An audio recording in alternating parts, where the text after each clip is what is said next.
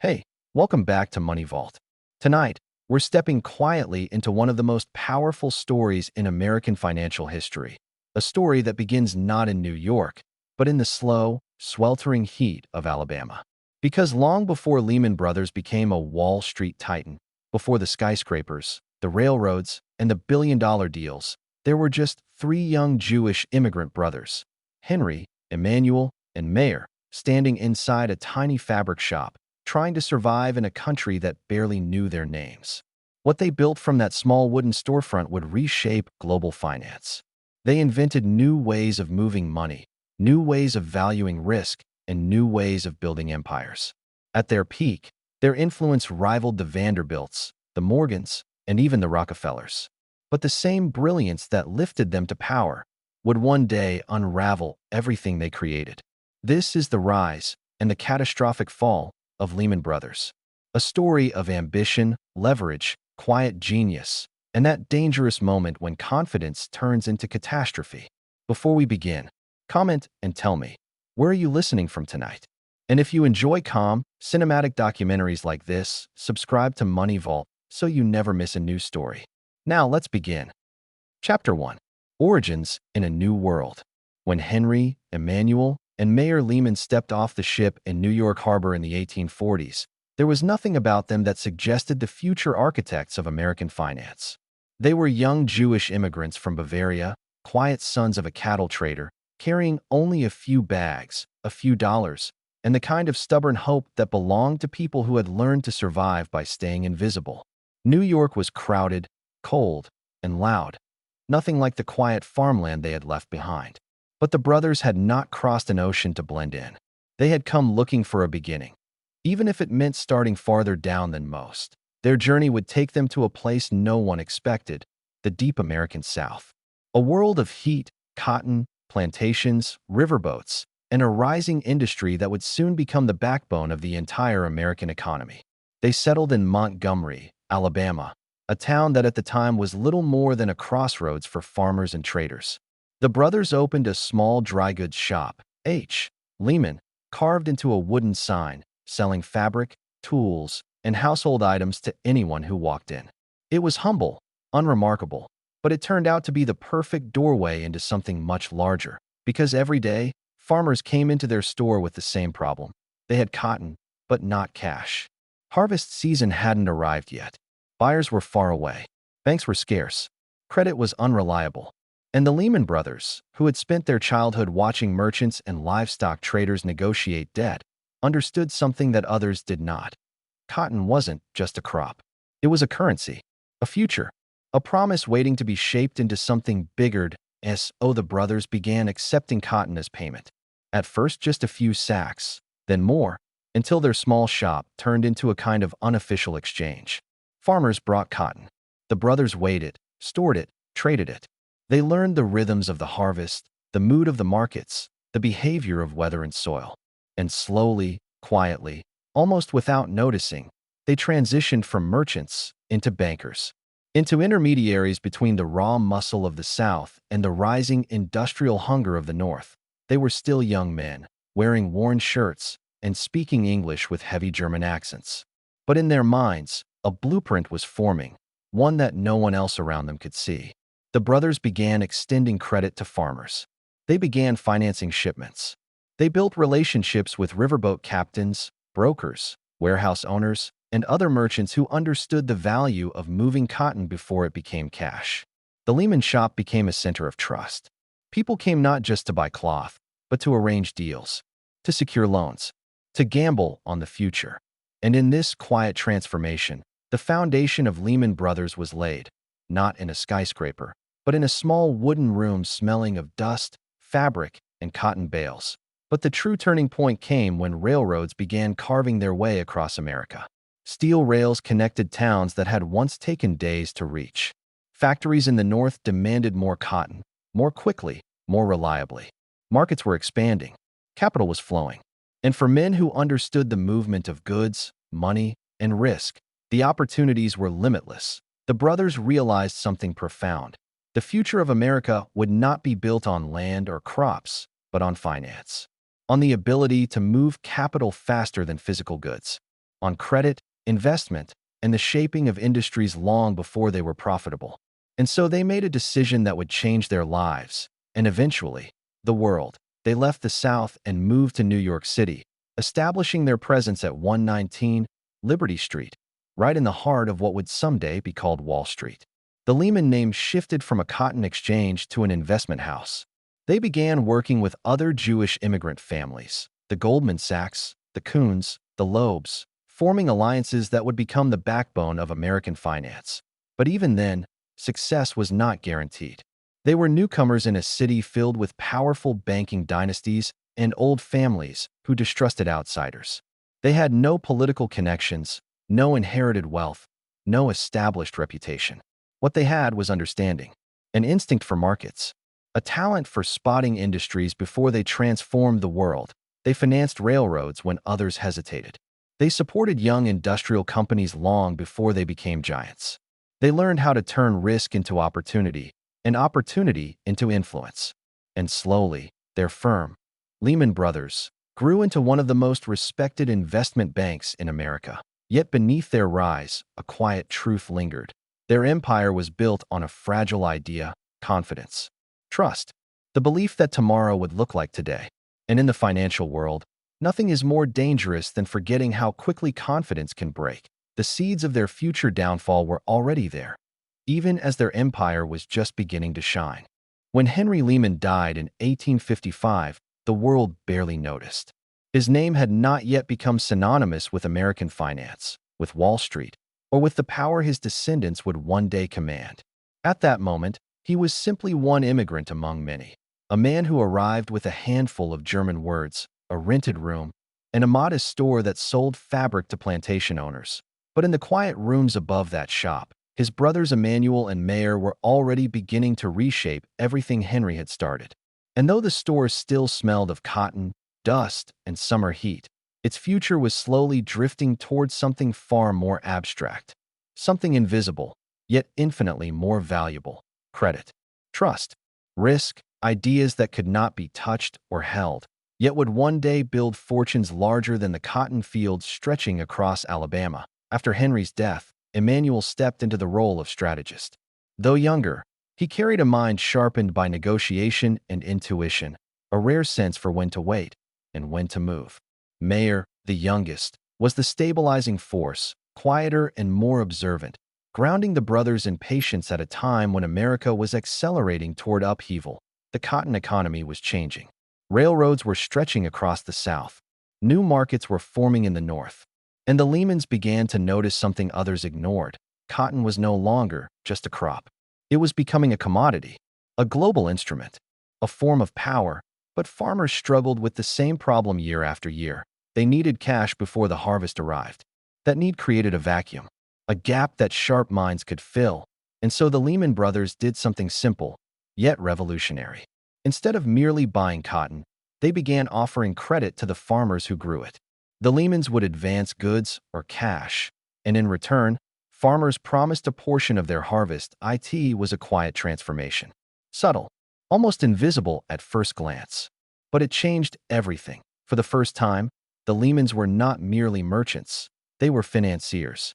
They were learning how money could move before goods changed hands, how risk could be priced, and how trust could be monetized. What began as a small courtesy to loyal farmers gradually became the foundation of a financial empire. Cotton moved through their hands not as fabric, but as numbers, promises, future value. And with every transaction, the brothers learned the psychology of the market, how fear, drought, rumor, and weather could swing fortunes as drastically as a thunderstorm rolling in from the Gulf. Their office became a crossroads of the South. Farmers, traders, industrialists, all passed through the Lehman store, seeking something more than goods. They sought stability, predictability, faith in a world changing too fast for many to understand. By the early 1860s, the brothers realized they were no longer bound to the dusty streets of Montgomery. Their business was no longer regional. Cotton futures were being discussed in New York. Global demand was rising. And America, divided, tense, and inching towards civil war, was becoming both dangerous and full of opportunity. Emanuel made the decision that would alter the trajectory of their entire dynasty. Lehman Brothers would leave the South. They would move to New York, the city where commerce was shifting from physical goods to financial instruments, from crops to contracts, from cotton bales to invisible streams of credit flowing between banks and brokers. Yet the journey was not as simple as boarding a train. They were leaving behind a world they understood intimately, a rhythm of trade they had mastered, for a world governed by abstraction, speculation, and ruthless competition. Mayer felt the hesitation more deeply than Emanuel. The South was familiar. New York was not. But he also recognized that the future rarely grows where comfort resides. And so, with a mixture of fear and conviction, the brothers packed their ledgers, closed their shop, and stepped onto the train that would carry them toward their new identity. Arriving in Manhattan was like stepping into another dimension. The streets were loud, crowded, alive with an energy unlike anything found in Alabama. Ships lined the harbor, carrying goods from every corner of the world. Banks rose like monuments. Brokers shouted prices that changed by the minute. And cotton, the brothers' lifeline, was at the center of it all. New York did not merely trade cotton. It valued it. It speculated on it. It transformed it into wealth before the crop even left the soil. And as the brothers stepped into this world, they carried with them something rare, the intimate knowledge of the southern markets that fed New York's financial machinery. They understood the crop, the seasons, the risks, the farmers, the land itself. That knowledge became their edge. Where others saw numbers, the Lehmans saw human reality. Where others saw risk, they saw patterns. They began brokering deals between southern growers and northern mills, serving as interpreters between two worlds that desperately needed each other, yet barely understood one another. But it was not only cotton that shaped the brothers. It was the war approaching. The Civil War would tear apart the nation, shatter industries, and disrupt nearly every financial system then in place. Yet catastrophe, for minds that understand opportunity, always carries a second face, as the nation prepared for conflict. The Lehman Brothers found themselves at the crossroads of chaos and transformation, a place where fortunes could be made, lost, or reborn entirely. They were still immigrants, still outsiders, still learning the language of the market. But slowly, patiently, almost silently, they were becoming something far more enduring than merchants or brokers. They were becoming architects of American finance. And soon, their decisions would influence not only the cotton trade, but the future structure of Wall Street itself. The brothers had been in America for only a few years, yet the world around them was already beginning to shift in ways no one could fully understand. The cotton boom was turning the American South into one of the richest regions on earth, and every plantation owner, every merchant, every trader was searching for someone who could help them move goods faster, borrow money quickly, and turn harvests into capital. Most men saw cotton as a crop.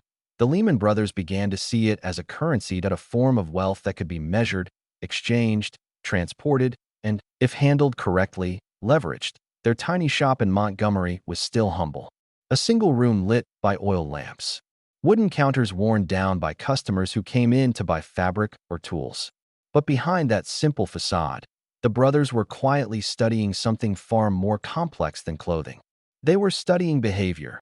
How merchants bought, how farmers borrowed, how risk traveled from one pair of hands to another like a ghost no one wanted to acknowledge. Mayer was the first to suggest a change. That he spoke softly, as he always did, but when he had an idea, the room seemed to still around him.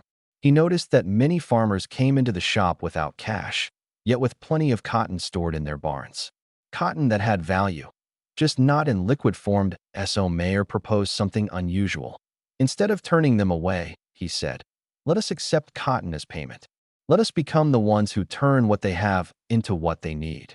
The moment he said it, the shape of their future shifted. Cotton was not just a product. It was a promise. Henry, the eldest, understood immediately. His mind moved quickly, always balancing risk against opportunity. He realized that by accepting cotton instead of cash, they weren't just merchants anymore. They were becoming intermediaries. They were becoming financiers. Emanuel, who possessed the quiet intuition of a man who could sense a shift before it appeared, saw something deeper. He saw that cotton connected everyone, farmers, exporters, shipping lines, insurers, bankers, and whoever controlled the movement of cotton, controlled wealth itself. Their new system began quietly that a customer would enter the shop with no money, but with bales of cotton waiting outside the city. The Lehmans would measure its value, accept it as payment, and then either sell it immediately or hold it until market prices rose. For the farmers, it solved a problem. For the Lehmans, it built an empire. Soon, their store became known not just as a merchant's shop, but as a reliable source of credit. A place where a man in need could walk in with nothing but a promise and walk out with the tools or supplies required to survive. It was not charity. It was not generosity. It was strategy. The more cotton they accepted, the more deeply they became tied to the Southern economy. Cotton bales began arriving by wagon, stacked in the alley behind their shop like white bricks of potential, each one a step toward something bigger. And with every transaction, the brothers learned. They learned how prices fluctuated with the river levels, how storms in the Atlantic could change the market overnight, how European demand could turn an ordinary harvest into a fortune. What began as a survival tactic slowly transformed into a system of early investment banking. They were no longer selling fabric or hardware. They were buying, holding, and redistributing wealth. They were building connections with traders in New Orleans, brokers in New York, and eventually, firms across the Atlantic. The brothers began to notice something else as well. Their competitors were slow. They hesitated. They clung to old methods. They refused to take risks. But the Lehmans understood that America itself was a risk, a frontier where fortunes rose and fell like the river currents. So they continued. Quietly, steadily, cotton became their language. Credit became their tool. Reputation became their shield. By the early 1850s, the Lehman store was no longer just a shop. It had become a hub. Merchants gathered outside waiting for transactions. Farmers traveled miles to offer their cotton. Traders began writing letters directly to the brothers, asking for valuations and shipments. The world had started to recognize something the Lehmans already sensed. They were no longer merely participating in the cotton trade. They were shaping it. And soon, the three brothers realized something inevitable. Their future could not remain in Montgomery. Cotton was grown in the South, but it was priced, traded, and transformed into global wealth in one specific place: New York City, the beating heart of American finance, the place where markets were made and where destinies were written. The brothers understood that if they wanted to become more than merchants, more than regional credit brokers, more than local financiers, they needed to move. They needed to take their growing empire to the place where opportunity was not just harvested, but multiplied. As the decade drew to a close, the Lehman brothers prepared to leave Alabama behind, to leave cotton fields and country roads for crowded streets and towering ambitions, to leave the world they had mastered for the world they were determined to conquer. The rise of the Lehman dynasty was no longer a possibility that it had already begun. Chapter 2. The Rise of a Cotton Empire. The years that followed the brothers' arrival in Montgomery unfolded slowly, like a long, warm evening settling over the American South. The town was small, quiet, and carried the heavy scent of cotton drifting through the air. Everything in Montgomery moved at its own deliberate rhythm. And it was in this quiet environment that the three Lehman brothers began to understand something that most merchants of the time never noticed. Cotton was not just a crop. It was a currency. It was a language. It was the pulse of an entire region's economy. Their tiny storefront, once crowded with folded fabrics and imported goods, became something different. Farmers no longer came only to buy cloth or buttons or thread. They came because the Lehmans accepted cotton as payment. They weighed it gently, touched it thoughtfully, and stored it with care. Word spread slowly at first. Then it spread everywhere. In a region where money was scarce and unpredictable, the Lehmans offered stability. They began to act not merely as merchants, but as intermediaries between the farmers who grew cotton and the markets that consumed it. As seasons passed, the brothers learned to read the cotton harvest like a map. A good season meant optimism in the air. A poor season meant worry, quiet conversations, and long pauses in the streets. They understood the moods of Montgomery the way others understood rainfall or winds. And this sensitivity became their first true advantage. When other merchants hesitated to extend credit, The Lehmans stepped forward with caution, but also with confidence. They lent cotton. They stored cotton. They advanced credit against cotton yet to be harvested. Slowly, they created the earliest version of the credit systems that would one day define modern finance. Their warehouse grew filled with bales stacked like silent monuments to the region's labor. The brothers inspected them carefully, marking each bundle, recording its texture, its quality, its value. Cotton became their ledger, their heartbeat, their language of trust. Farmers began to rely on them not only to measure cotton, but to measure risk, to measure the future, to measure the unspoken uncertainties of their lives. And the Lehmans embraced this responsibility with a calm precision that earned them a reputation far beyond Montgomery. Every morning, they walked through their warehouse in near silence, listening to the soft rustle of fibers shifting in the warm air. They understood that each bale represented a family season, a hope, a fragile attempt to survive the unpredictable world of agriculture. Their influence grew not through force or pride, but through patience. The steady patience of men who recognized the deeper logic of the land around them. As Montgomery expanded, the Lehmans found themselves at the center of a growing commercial network. Traders from New Orleans, Charleston, and Mobile came to them seeking cotton of consistent quality. The brothers learned how to negotiate with a calm firmness, never rushing, never revealing eagerness.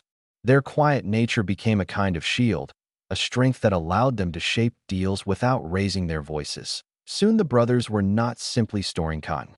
They were transporting it, shipping it, selling it, and eventually financing it.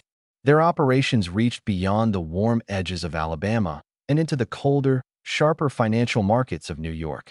Cotton, once stacked in their small shed, now moved across oceans. And the Lehmans moved with it, not physically at first, but through letters, contracts, and shipments that carried their name into distant ports. Their transformation from merchants into financiers happened gradually, almost invisibly. It was not a decision made in a single moment, but rather a natural unfolding of opportunity. Cotton taught them the rhythms of credit. Cotton taught them the patterns of global trade. Cotton taught them how to understand risk before others even saw the signs. And as their influence grew, so did their understanding that Montgomery, for all its warmth and familiarity, could not contain the future that was opening before them. They realized that the real center of the cotton world, the place where prices were set, where fortunes rose and fell quietly, was far to the north, in New York City. Yet before they would leave Alabama, the brothers built something deeper than profit. They created a network of trust in a region where trust was often fragile. They offered reliability in a landscape shaped by uncertainty. And in doing so, they constructed the foundation of a company that would one day stand at the very heart of American finance. This was the moment when the Lehmans, still young, still unknown, stood at the threshold of something greater. They had mastered cotton. They had mastered credit. And now, guided by the quiet intuition that had carried them across the ocean, they prepared to rise from merchants of the South to architects of Wall Street's future, the future no one could yet imagine. As the decades moved deeper into the 19th century, the United States was entering a transformation so vast that even those living through it could barely grasp its scale. Railroads were carving paths across untouched landscapes. Cities were rising from once quiet ports. Cotton continued to feed global industry, but now the nation itself was shifting its focus from agriculture to manufacturing and industrial power. It was a moment in history when the right kind of vision could turn a small business into an empire. And the Lehman Brothers, with their instincts sharpened by years of navigating the unpredictable cotton trade, were prepared to move beyond the boundaries of traditional commerce. Their shop, once a simple outpost for fabric and dry goods, had already evolved into a hub for farmers who needed credit, merchants who needed liquidity, and traders seeking reliable partners. But the brothers could sense that the old economic structures were giving way to something more complex. Cotton was still king, yet the world was beginning to demand more than crops alone. Systems of credit, new infrastructure, and large-scale investment were becoming essential. The Lehman Brothers recognized this before many of their competitors, and they began to reshape their operations to meet a future that only a few could foresee. The shift was not sudden. It unfolded slowly, through careful decisions and incremental changes, as the brothers observed the flow of capital around them. They noticed that merchants and farmers needed more than buyers. They needed partners who could provide loans, manage risk, and act as intermediaries between distant markets. The brothers stepped quietly into this role, lending money, extending lines of credit, and helping entire communities withstand the volatility of seasonal harvests. What began as favors for familiar customers soon grew into a structured financial service, one that operated beyond the boundaries of any single industry. When the Civil War erupted, the economic landscape fractured overnight. Many firms panicked, but the Lehman Brothers adapted to the chaos by developing systems that matched scarce resources with urgent demand. They created channels of credit for businesses struggling to survive wartime shortages. They helped supply chains reroute themselves around disrupted territories. Their reputation for reliability spread far beyond the South, and whispers of their competence reached financial centers that had once overlooked them. Amid the instability, they emerged not merely as merchants, but as stabilizers in a fractured economy. As the war ended, an entirely new chapter opened for the nation and for the Lehman Brothers. Railroads, steel mills, factories, and new cities required unprecedented levels of financing.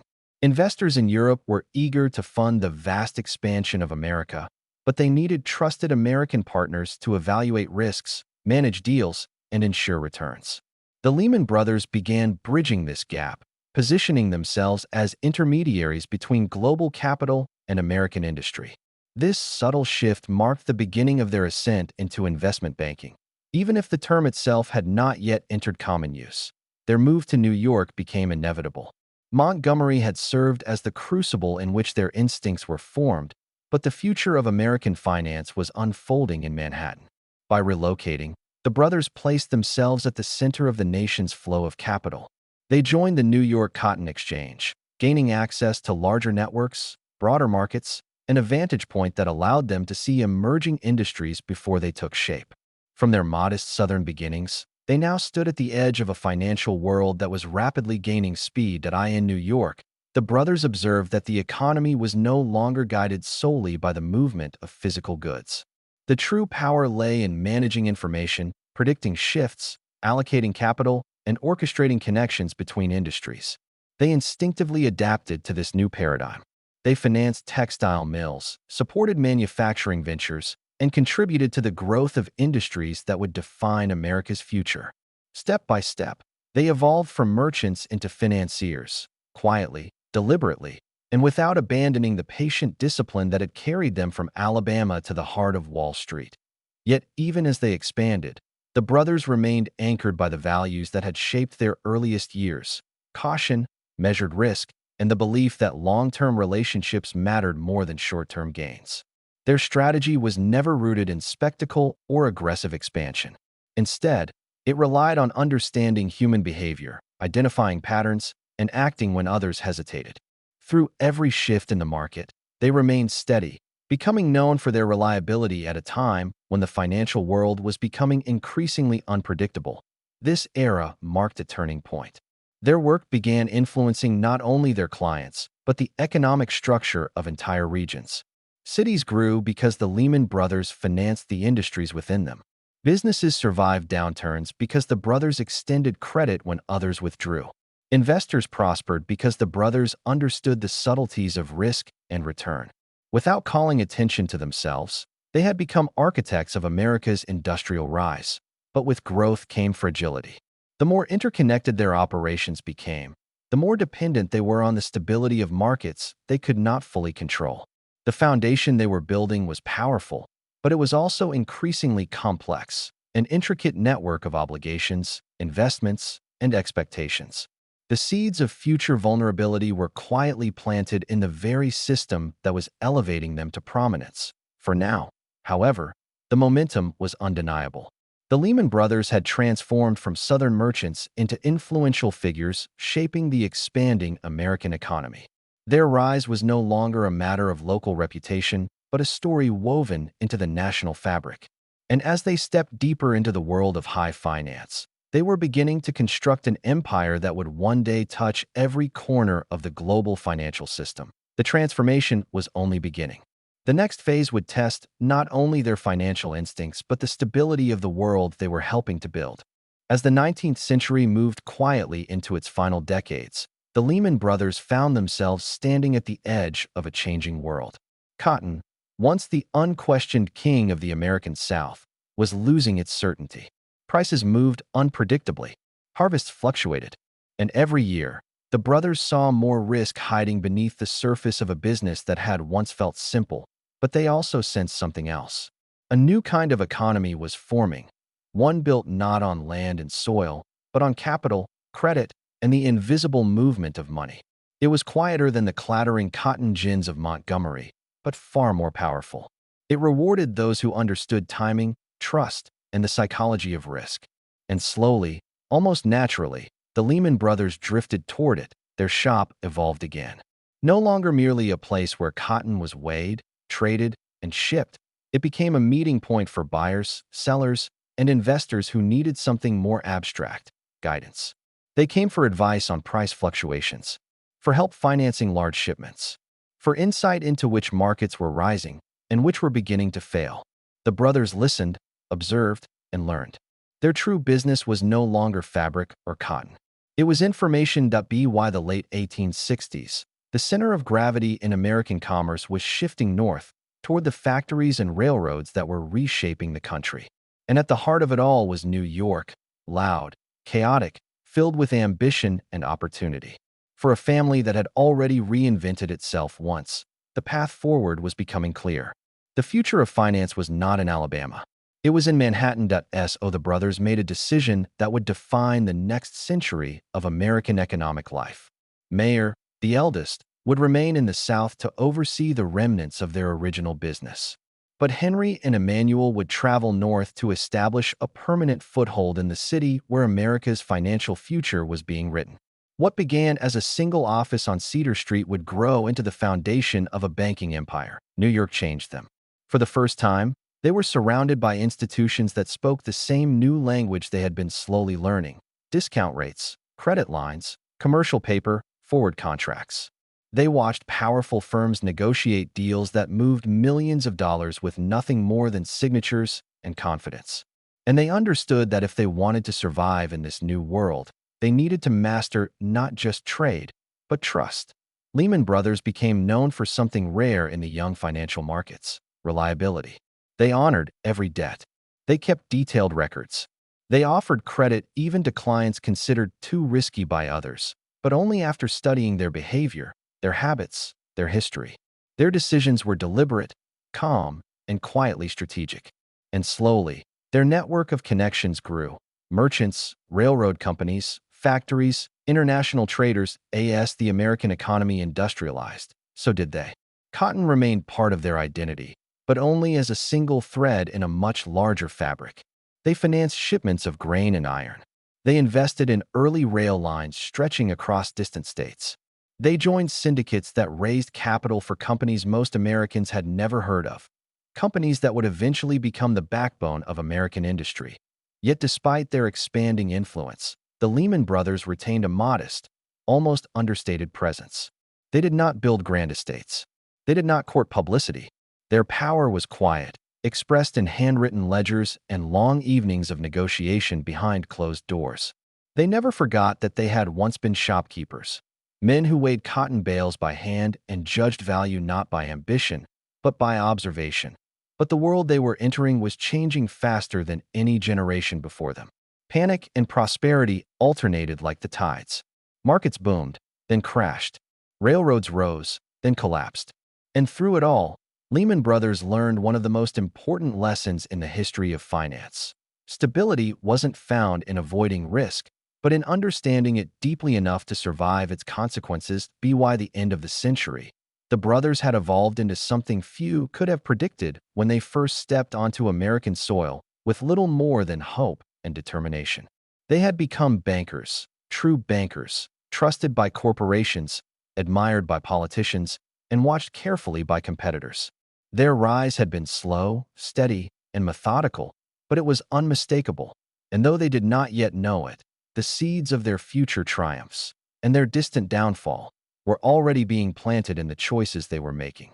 For every new financial instrument they embraced, for every industry they financed, and for every risk they took in the name of growth, a new chapter of opportunity opened, alongside a new shadow they could not yet see. What had begun as a small fabric shop in the heat of Alabama was now becoming one of the most influential financial institutions on earth. But the greater their success grew, the more delicate the balance became. And in the decades ahead, that balance would define not just the fate of Lehman Brothers, but the fate of the global economy itself. Chapter 3: The Cotton Kingdom and the Birth of a Bank. The heat of the Alabama summer carried a quiet hum across the small town of Montgomery, where wagons rolled slowly over dirt roads and the scent of raw cotton drifted through the air like a reminder of the land's unending labor. It was here, far from the polished marble of the banks they would one day dominate, that the Lehman Brothers first understood the true meaning of opportunity. Not the loud, celebrated kind, but the quiet kind, hidden behind the patterns of everyday life. Henry, the eldest, was the one who noticed it first. Their fabric shop had been doing well, but every day he watched farmers come in with the same problem. They had cotton, but no money. Their wealth lay baled in their wagons or packed in rough sacks, waiting to be sold at market. Some days the price was high, other days almost worthless. Their lives swung on the will of traders and distant markets they could not see. And slowly, Henry realized something profound. The farmers did not need fabric as much as they needed time. They needed someone who would take cotton today, hold it, and sell it when prices rose. Someone who understood that value was not in the product, but in the patience he made an offer. A quiet, simple offer whispered across a wooden counter. The first seed of a dynasty. Henry would accept cotton instead of cash. He would store it, sell it on the farmer's behalf, and in return, he would take a small fee. It was not a loan. It was not charity. It was the beginning of credit, American credit, in its most human form. And the farmers, worn down by years of unpredictable markets, agreed. Soon, wagons lined up outside the small Lehman shop, not to buy fabric, but to hand over their harvests. The brothers turned their backroom into a warehouse, then rented another and another. Every bale of cotton represented a person who trusted them. Every sale was a quiet confirmation that they had stepped into something larger than themselves. Montgomery began to change. Word spread that the Lehmans were reliable, fair, and willing to take risks others refused to touch. Their modest counter became a meeting point for merchants, exporters, and planters. People didn't just bring cotton, they brought news. They brought prices. They brought rumors of demand rising in New York, of shortages in Liverpool, of buyers in New Orleans who were desperate for more shipments. Cotton, they realized, was not merely a crop. It was information, and information, handled wisely, was powered by the early 1850s. The brothers had become far more than shopkeepers. They were intermediaries, facilitators, and, without yet using the word, bankers. They extended credit to farmers before harvest. They advanced funds to merchants waiting for ships. They held deposits of cotton the way banks held gold. And all the while, their reputation grew, steady and quiet, as the rhythm of the cotton trade pulsed around them. But with every opportunity came deeper complexity. The cotton markets were connected to forces much larger than Montgomery's small crossroads. Prices moved with storms, with demand from English mills, with whispers of political tension between North and South. The brothers needed someone who understood these distant currents, someone who could read the world beyond the horizon. That person was Emanuel. Among the three brothers, Emanuel carried a certain stillness, a way of listening that made people speak carefully. He had a talent for seeing patterns where others saw chaos, a gift for mapping the relationship between risk and reward. When he arrived in Montgomery to join Henry and Mayer, the business changed almost overnight. Emanuel realized that cotton should not only be stored or traded, it should be financed, insured, and leveraged. He envisioned systems rather than transactions, networks rather than isolated deals. He studied how cotton flowed from farms to ports to textile mills, and he understood that whoever controlled that flow would control the profits of an industry that fueled half the world. Under his guidance, the brothers expanded their partnerships. They coordinated shipments to New Orleans, made arrangements with brokers in New York, and secured relationships with exporters bound for Europe. Cotton became the bridge that connected a small Alabama shop to the global economy. But with growth came a new tension, one that moved slowly, like a shadow lengthening across the floor. The United States was changing. The country was drifting toward conflict. And the future of cotton, the foundation of their entire enterprise, was becoming uncertain. Still, the brothers pressed forward, not knowing that the quiet system they had built in Montgomery would soon evolve into something far greater: the financial network, an investment empire, that a legacy that would stretch across continents. For now, though, they worked in the soft glow of lanterns, surrounded by stacks of cotton bales, charting the beginnings of a dynasty they could feel but not yet name. The Lehman Brothers were no longer merchants. They were architects of a new kind of business, one that would reshape American finance, one decision at a time. The rise of Lehman Brothers continued with the same quiet persistence that had defined the three brothers from their earliest years in Alabama. By the late 1800s, their modest cotton trading business had evolved into a financial power that threaded itself into the fabric of American growth, one cautious step at a time. As the country pushed westward, the Lehmans studied these changes with a calm, analytical patience, watching how railroads cut through empty landscapes and created new markets where none had existed before. They understood that modern America would not be built by merchants alone, but by the institutions willing to take risks on the future. And slowly, without fanfare, Lehman Brothers became one of those institutions. Their shift from physical goods to financial capital did not happen overnight. It unfolded like a long, steady tide. As farmers, manufacturers, and railway companies sought credit to expand, the Lehmans realized the true value of lending was not in the interest earned, but in the alignment with the nation's industrial heartbeat. They financed steel mills that turned raw ore into the skeletons of new cities. They supported shipping firms that connected inland produce to coastal markets. And they studied the laws of supply and demand with the same seriousness a scholar devotes to scripture, learning how economic cycles rose and fell like the breathing of something alive. New York, once a distant dream for three brothers who had arrived with little more than determination, became the center of their expanding world. Their office, modest at first, grew into a hive of activity where ledgers stretched with the columns of new ventures and new borrowers. Every contract the Lehmans signed carried not just profit, but an understanding of America's shifting identity. Immigrants poured through Ellis Island. Factories expanded. Money flowed in directions that would have been impossible only decades before. And through these changes, the firm learned to read the currents of risk with almost instinctive clarity. Yet beneath the surface of their success was something even more important: the family's belief that stability mattered more than spectacle. Where other financiers chased fame, the Lehmans sought endurance. They avoided unnecessary attention, preferring to work quietly as their influence grew. Their strength came from consistency, from weathering storms that destroyed less disciplined firms.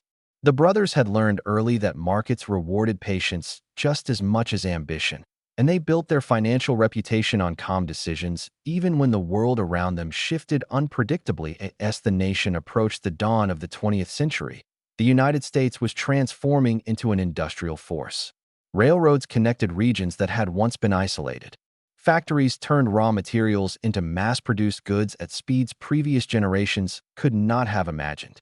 And Lehman Brothers positioned itself in the center of this movement, coordinating capital between those who built America's infrastructure and those who consumed it. The brothers understood that real power came not from controlling a single industry, but from supporting the ecosystem that linked them all together. In these years, the firm earned the trust of business leaders, investors, and manufacturers alike. The Lehmans learned to evaluate not just numbers, but the character of the people behind them. They developed a reputation for reading long-term potential rather than chasing quick profits, and their clients noticed. Industries across the country began to view the firm not simply as a lender, but as a partner capable of guiding them through periods of growth and uncertainty. The brothers' early experiences in the unpredictable cotton markets had taught them how to navigate volatility with calm resolve, and those lessons shaped every decision they made. But success brought complexity. As the firm expanded, so did the world around them. New technologies emerged, each promising to redefine the American economy once again. Electricity illuminated cities. Automobiles appeared on crowded streets. Telephones connected distant voices. And with each innovation came new risks and new opportunities. Lehman Brothers moved carefully but confidently into this unfamiliar territory, knowing that the businesses they supported would eventually shape the nation's future. They understood that influence did not come from loud declarations, but from the quiet accumulation of strategic choices made over decades. By this point, the firm had begun to attract a generation of talented financiers who saw in the Lehmans a kind of disciplined wisdom rarely found on Wall Street. These new minds brought fresh perspectives, challenging old assumptions while building upon the foundation the brothers had created. The company's culture grew around the belief that sound judgment mattered more than aggressive speculation, and that understanding human behavior was just as essential as reading financial statements. This balance of caution and insight became the firm's defining strength. Yet, even as Lehman Brothers continued to rise, the seeds of future vulnerability were already present, hidden within the same mechanisms that had allowed their empire to grow. The firm's increasing reliance on credit markets meant that its fortunes were tied to the rhythms of an economy that could shift suddenly and without warning. But for now, these concerns remained quiet, overshadowed by the remarkable momentum carrying the company forward. The Lehmans knew they were entering a new era, one filled with possibilities, but also with complexities they could not yet fully see. And so the dynasty advanced, not with haste, but with the steady, deliberate steps that had defined the family for decades. Their influence spread across industries and regions, connecting investors, manufacturers, and innovators in a web of financial relationships that strengthened the entire American economy. The Lehmans had transformed themselves from Southern merchants into architects of modern finance, and the world was beginning to realize just how far their reach extended. As the years passed, the Lehman Brothers learned something that most merchants never understood. Profit was temporary, influence was permanent, and if cotton had taught them anything, it was that the world rewarded those who stood still long enough to notice the currents beneath the surface. Their shop in Montgomery no longer resembled anything they once imagined. The shelves that used to hold fabric now held ledgers, loan agreements, and carefully gathered notes about every planter and trader who passed through their doors. Cotton had become the blood of America, but information had become the blood of the Lehmans, and they gathered it quietly, patiently, almost like archivists of a future they were building in the shadows. They learned which farmers paid on time, which plantations were secretly drowning in debt, which seasons promised abundance and which hinted at disaster. And while other merchants relied on chance, the Lehmans relied on patterns.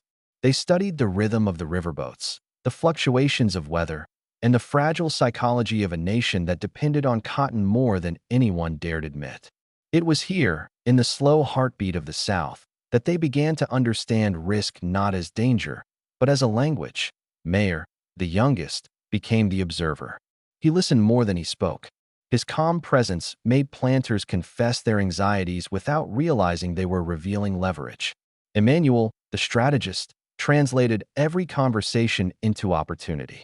And Henry, the eldest, became the steady hand that guided them away from reckless ambition and towards something more durable. Together, they formed a quiet triad, three minds woven into a single vision. Credit became the next stage of their evolution. They began offering advances to struggling farmers, allowing them to purchase seeds and tools in exchange for future cotton deliveries.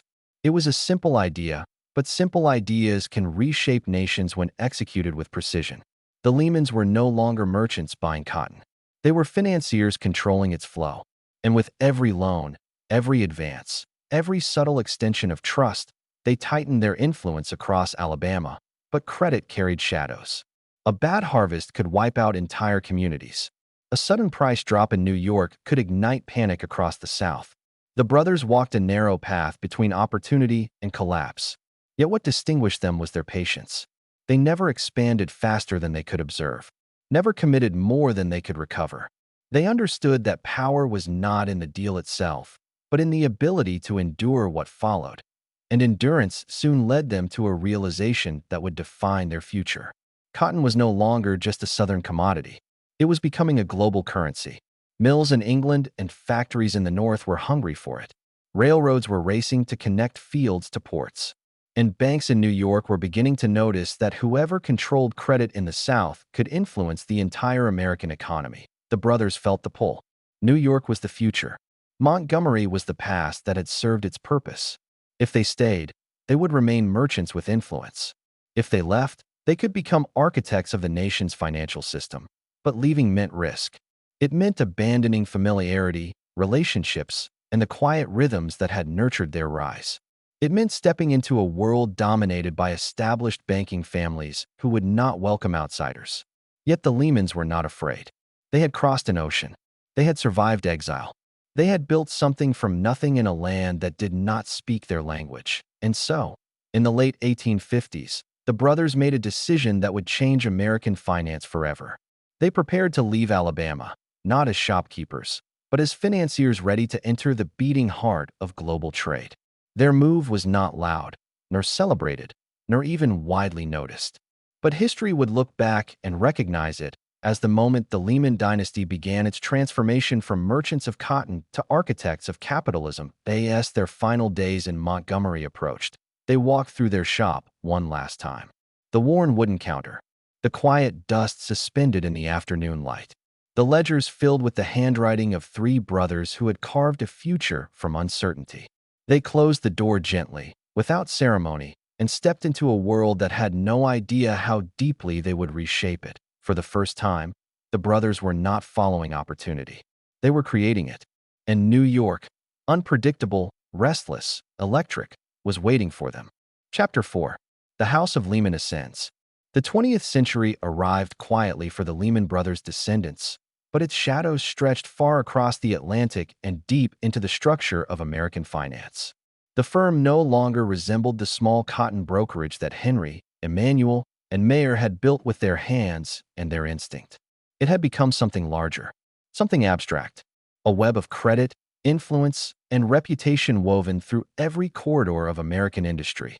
New York was evolving. Steel towers rose from bedrock. Railroads extended across the continent like arteries. And beneath these visible symbols of progress lay a hidden architecture of capital, a system of underwriting, lending, and risk that determined which dreams would rise and which would fade into dust. The Lehman partners stepped into this world with the quiet confidence of men who understood that empires were built not just with money, but with patience. The family's next generation had grown up far from the cotton fields of Alabama. Their upbringing belonged to a different America, one shaped by boardrooms, private libraries, and the language of international trade. They learned early that influence was rarely loud. It moved softly, in the agreements forged behind closed doors, in the calm nods exchanged across long mahogany tables, in judgments made by men who understood the weight of a signature. As the firm expanded, it entered the emerging world of industrial finance. American factories needed capital to build machines capable of feeding a nation's growing appetite for goods. Railroads needed funding to carve new routes into the West. Oil companies needed credit to explore fields no one had yet mapped. Lehman Brothers became the quiet bridge between these ambitions and the investors who could make them real. The partners approached each opportunity with the same measured discipline their founders had carried through the hardships of the 19th century. They avoided the reckless speculation that consumed other firms. They chose stability over spectacle. They believed time rewarded those who moved steadily, not those who rushed toward easy profit. And for a while, time proved them right. Through each decade, their presence on Wall Street deepened. They became trusted underwriters, steady allies to entrepreneurs who needed patient capital, advisors to industries that were reshaping American life: chemicals, manufacturing, transportation. Their reputation became their greatest asset, a name synonymous with discretion, reliability, and quiet strength. But beneath this steady ascent lay the beginnings of a tension that would grow slowly over the next century. The industry around them was changing. Credit markets were becoming more global.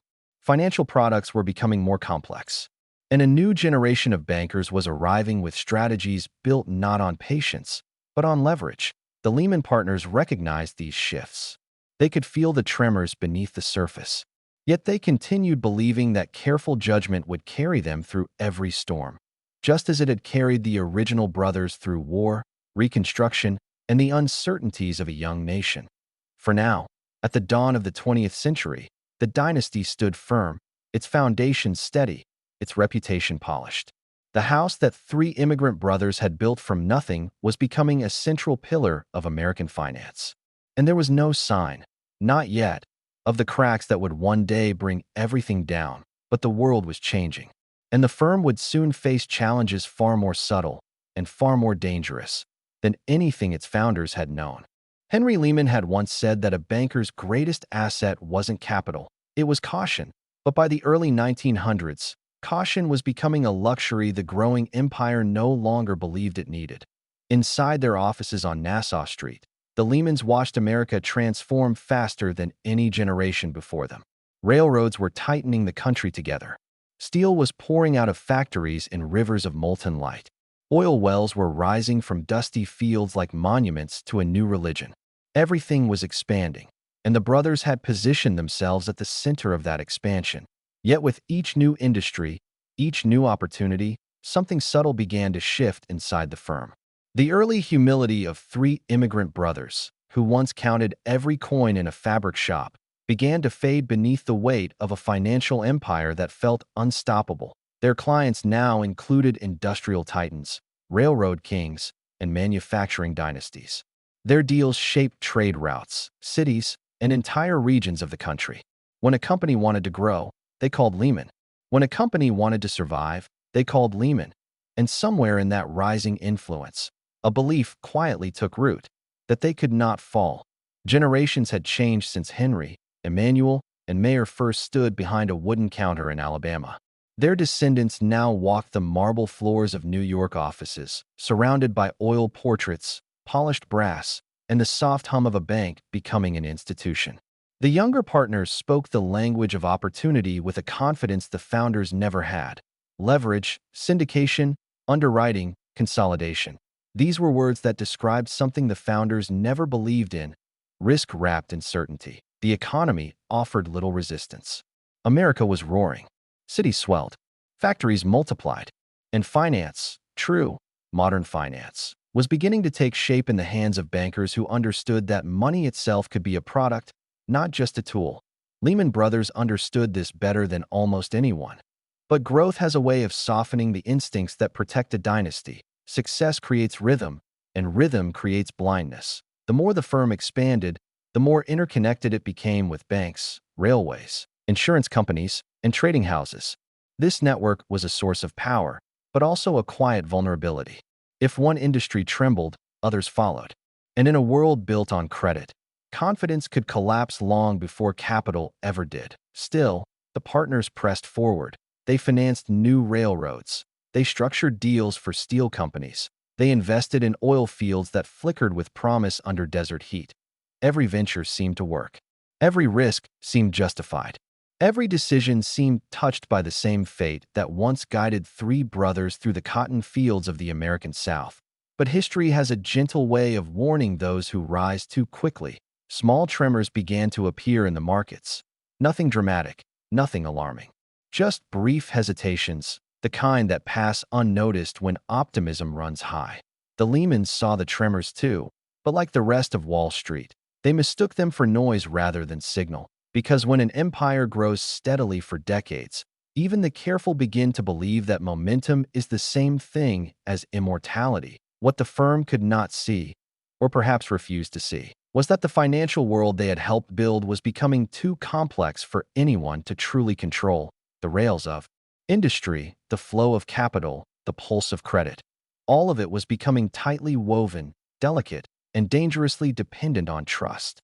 And trust, more than anything else, is the first thing to vanish when a storm approaches. Inside their offices, the partners continued their work, unaware that the next stage of their journey would not be shaped by ambition, but by the quiet, creeping shadow of a crisis that had been forming for years, a crisis that would test not only their empire, but the very foundation of American finance itself.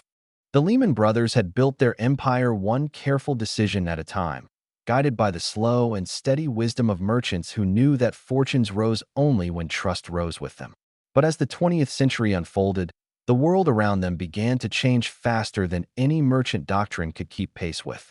The old rules of cotton, credit, and cautious expansion slowly gave way to something louder, sharper, and infinitely more volatile. And within the quiet halls of their firm, a subtle but irreversible shift began to take root. The original generation of brothers had believed in patience.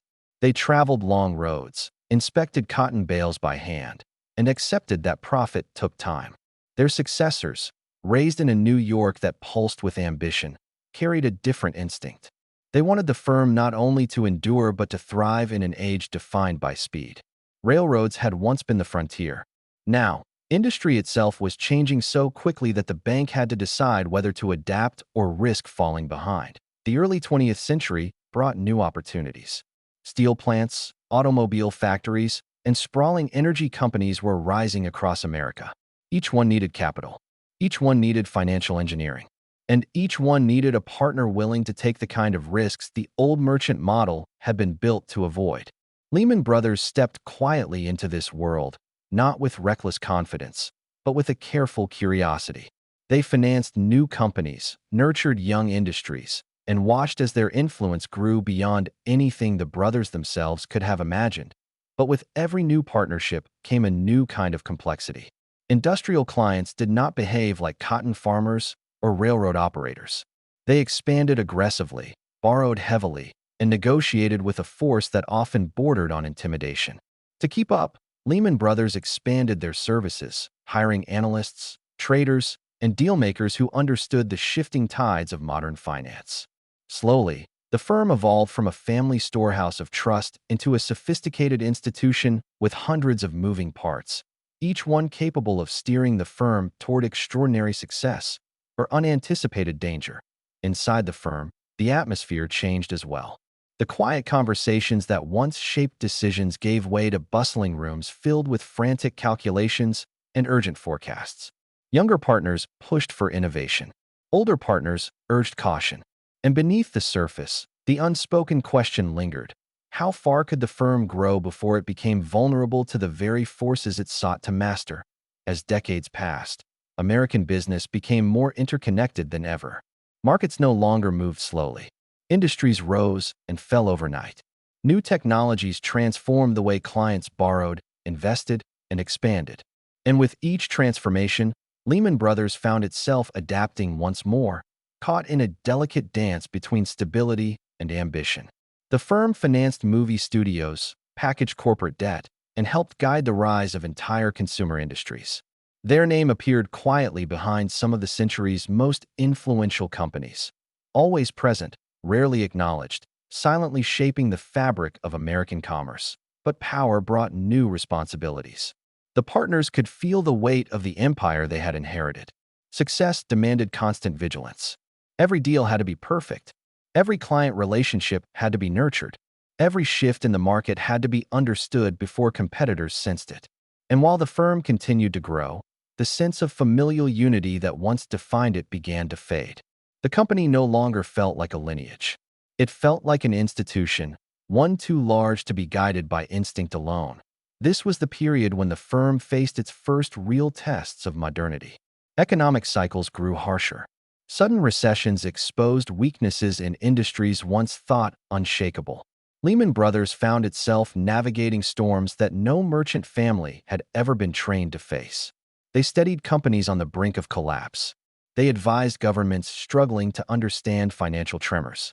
And through it all, they protected their reputation for resilience, believing that survival was the truest measure of strength. Yet even as they persevered, the foundations beneath them quietly shifted. The marketplace was becoming more competitive. Rivals grew bolder. Investment banks began to embrace strategies that promised enormous gains, but carried quiet, invisible risks. And without realizing it, Lehman Brothers was slowly being pulled into a new era of finance, one defined not by careful progress, but by leverage, speed, and the intoxicating illusion of unstoppable growth. This segment of their story ends not with crisis, but with transition. An empire still strong, still respected, still guided by the echoes of three brothers who had once sold cloth in the heat of Montgomery. But the world that awaited them was different now. It demanded sharper instincts, faster decisions, and an acceptance of risk that the original brothers could never have predicted. The firm stood at the threshold of a new age, unaware that the very tools that would elevate them to unprecedented power would one day lead them toward a fall unlike anything American finance had ever seen. For now, though, they continued forward, confident, determined, and unaware of the storm that slowly gathered beyond the horizon. Chapter 5. The Quiet Rise of Modern Lehman, from Family Legacy to Financial Machine. The Lehman Brothers had built an empire guided by instinct, discipline, and the slow patience of merchants who understood the rhythm of human need. Cotton had taught them the value of timing. Railroads had taught them the necessity of scale. The Industrial Revolution had shown them that America was changing faster than any one family could predict. Yet somehow, they always stayed a step ahead. But by the early 1900s, the dynasty that began in a sun-baked Alabama fabric shop was undergoing something quieter, more subtle, and far more consequential. The last of the original brothers was gone. The business no longer answered to the three men who had shaped it with their hands, their intuition, and their unbroken unity. Instead, new leaders stepped forward, nephews, cousins, and younger partners who had not lived through the hardships that forged the Lehman identity. And this was where the story shifted. The firm no longer resembled a family business. It was becoming something else entirely. A modern financial institution, sleek, ambitious, and eager to match the rising giants of Wall Street. The new generation, led most visibly by Philip Lehman and later his son Robert, understood that America was no longer powered by raw commodities. A new world was emerging, one built on corporations, capital markets, and the growing hunger of investors who wanted their money to work harder than ever before. The Lehmans realized that to survive, they would have to transform with the country. Slow, methodical banking would not be enough. They would need innovation, influence, and reach. So they began to evolve. The firm expanded its underwriting business, helping companies raise the capital that fueled America's industrial boom. They financed department stores, airlines, film studios, and manufacturers. Where the first generation had backed railroads and steel mills, the new generation backed the emerging titans of modern life. Industries that shaped how Americans worked, traveled, and even dreamed. The Lehmans understood something few others did. The future was not built in factories alone. It was built in the aspirations of people and in the tools that made those aspirations feel possible. But even as the firm grew more powerful, the heart of the business began to change. The unity that had once defined the Lehman Brothers started to fade. The old tradition of running the firm as a collective, a partnership rooted in family loyalty, became harder to maintain. The younger leaders had different visions, different temperaments, and different ideas of what risk meant. Disagreements deepened behind closed doors. Some argued for caution, others for expansion, and the subtle fractures that formed in these years would echo for generations. Yet on the surface, Lehman appeared unstoppable. During the roaring 1920s, they helped fuel America's consumer economy, backing companies that became household names. Their influence reached across industries and into the halls of government. They were no longer simply financiers. They were architects of the modern American marketplace. Then came 1929, that when the stock market crashed, many firms crumbled under the weight of their own overconfidence. But Lehman survived, not because they were unscathed, but because of the discipline inherited from their founders. They understood the danger of leverage long before it became a fashionable term. They knew the cost of unchecked enthusiasm. They pulled back at just the right moment. And when the markets fell apart, they stepped forward to stabilize what others had abandoned. It was here that Robert Lehman emerged as the quiet steward of the firm's next chapter. He guided Lehman Brothers through the Great Depression with a calm, deliberate hand, supporting companies that still had a pulse, preserving the firm's reputation for reliability when trust was the rarest commodity in America. For decades, he became the face of the dynasty, refined, understated, almost aristocratic in his detachment, yet fiercely committed to the firm's survival. Under his leadership, Lehman expanded globally, positioning itself not simply as a Wall Street bank, but as a world institution. By the mid-20th century, the firm was woven into the fabric of international finance. Corporations, governments, and investors relied on their judgment. Their name carried weight, not because it was loud, but because it had become synonymous with endurance. But the transformation came with consequences. The further the firm drifted from its origins, the more it became a modern corporation rather than a family, the more its internal identity began to fade. New partners joined who had no connection to the original brothers. Profit began to overshadow philosophy. Growth began to overshadow caution. And slowly, without anyone noticing, the firm's center of gravity shifted. The Lehmans had built their dynasty on patience, discipline, and the long view of risk. But the world they created was beginning to reward something else entirely. Ambition without boundaries, expansion without restraint, and the dangerous belief that confidence could substitute for stability, that a new era of finance was approaching. And Lehman Brothers, stronger than ever, was moving toward it with the quiet momentum of a train whose brakes had already begun to thin. The trouble inside Lehman did not arrive like a storm. It came quietly at first, the way winter arrives in a distant valley, almost unnoticed, until one day the air feels different and you realize the cold has already taken hold. Throughout the early 2000s, pressure inside the firm grew in ways few employees could describe, but everyone could feel. The culture that once prized patience, calculation, and relationship-driven finance began to lean towards something sharper, something faster. The world around them was changing, and Lehman was changing with it. New traders filled the floors with restless ambition. Younger executives believed the old rules no longer applied. The profits were astonishing, so immense, so sudden, that caution felt outdated. Each quarter broke the record set by the one before it. Each success pushed the firm further down a road it had never walked before, and inside that momentum, something essential began to weaken. The traditional partners, the ones who remembered the cotton days, the railroad days, the careful lending days, were no longer the center of the firm's identity. Their influence faded beneath the weight of modern finance. Lehman had become a machine of leverage, a machine that required constant motion, constant risk, constant belief. But belief is fragile, and markets can turn on a whisper. By 2006, the firm was deeply tied to the mortgage market, not just through loans, but through layers of financial instruments that were difficult even for insiders to fully map. Each product relied on another product. Each profit relied on a chain of assumptions. Each assumption relied on the idea that American housing prices would always, somehow, rise. Yet beneath the surface, subtle tremors began to ripple across the system. Families who had taken on loans they could not sustain started missing payments. Small mortgage companies quietly closed their doors. Delinquencies crept upward, unnoticed by most, but unmistakable to those who watched closely. Inside Lehman's risk department, cautious analysts sent reports that grew more urgent each month. But the firm had already tasted extraordinary profits. Its leaders had already built strategies around expansion, not retreat. That to question the system meant questioning the foundation of their success. And few were ready to do that. The warnings were softened. The concerns were reframed. And the machine kept moving. As 2007 approached, the first major cracks appeared in public view. Two large hedge funds collapsed under the weight of mortgage-backed losses, sending a chill through Wall Street.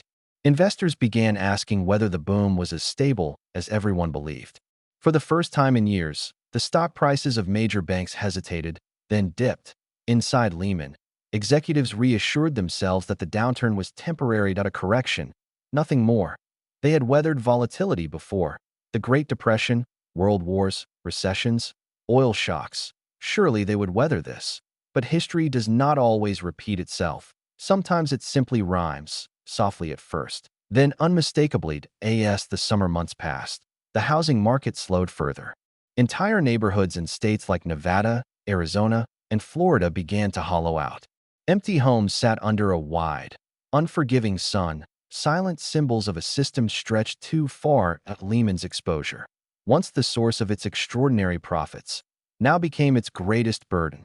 Losses appeared not as sudden disasters, but as a quiet, steady seep, like water finding its way through the smallest cracks of a dam. Still, the firm pressed forward. Still, confidence held the center together.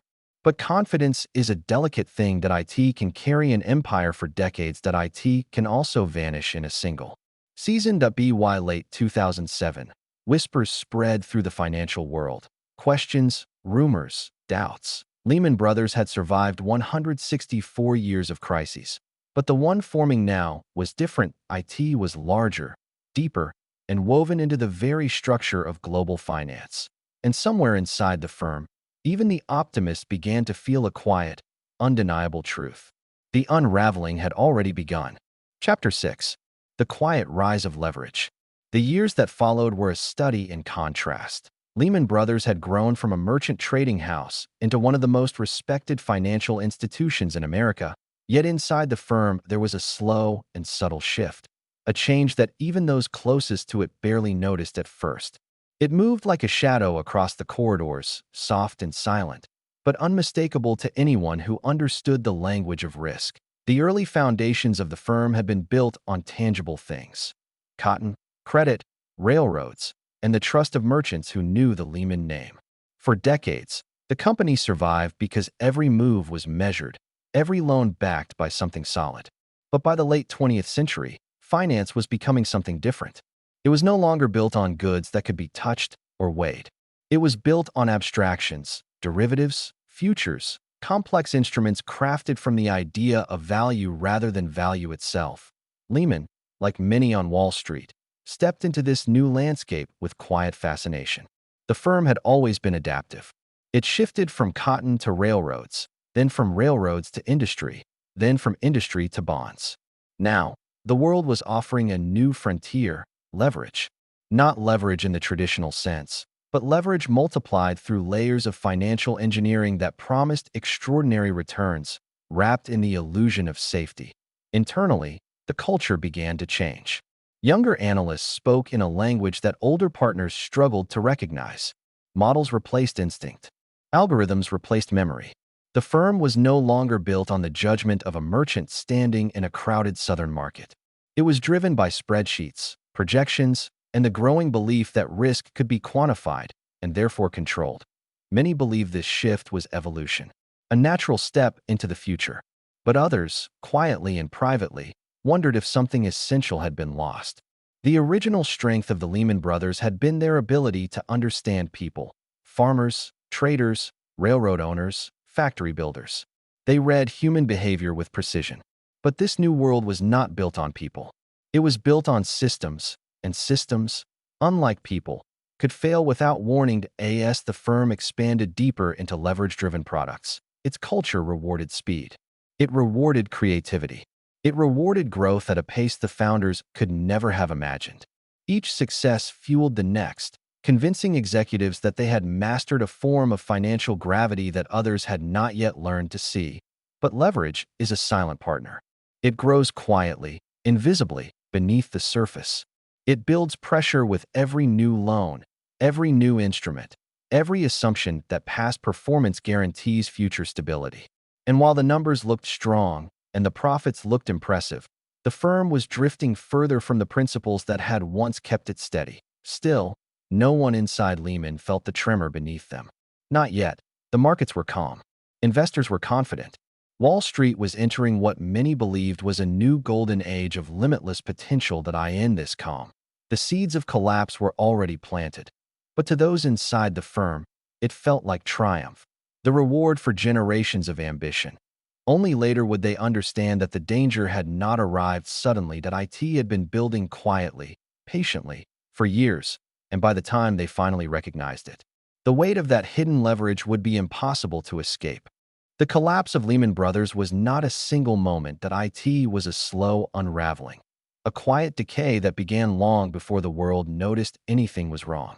Within the corridors of their Manhattan headquarters, the tension built like a low, unbroken hum. Numbers were shifting in ways no one wanted to acknowledge.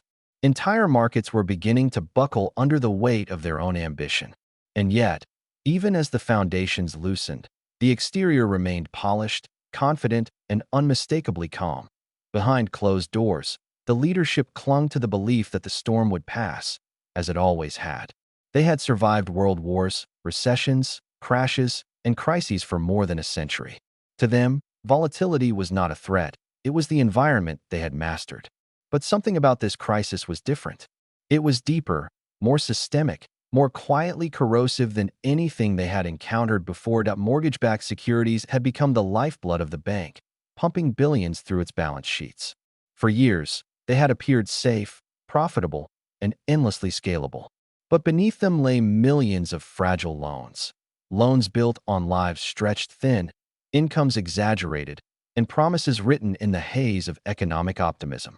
When those promises began to collapse, the financial instruments stacked upon them collapsed too. Inside the bank, analysts whispered about rising risks. Reports circulated with careful language, hinting at exposures that were becoming difficult to hide. Some executives urged caution, others pushed for reassurance. And in the middle of it all sat a culture that had been shaped by decades of success. A culture convinced that ingenuity could outpace consequence. Lehman had always believed it could engineer a way forward.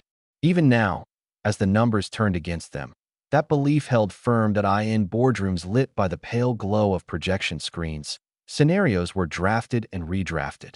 Funding windows were monitored by the hour. Relationships with lenders were tested, then strained, then quietly questioned. The entire institution seemed to exist in a delicate balance between conviction and fear.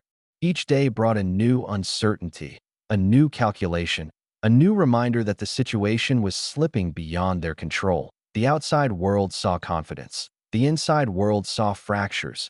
And somewhere between those two realities, the final chapter of Lehman Brothers was waiting.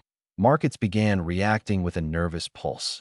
Investors pulled back. Rating agencies tightened their grip, and competitors, once allies in the subtle dance of high finance, began distancing themselves.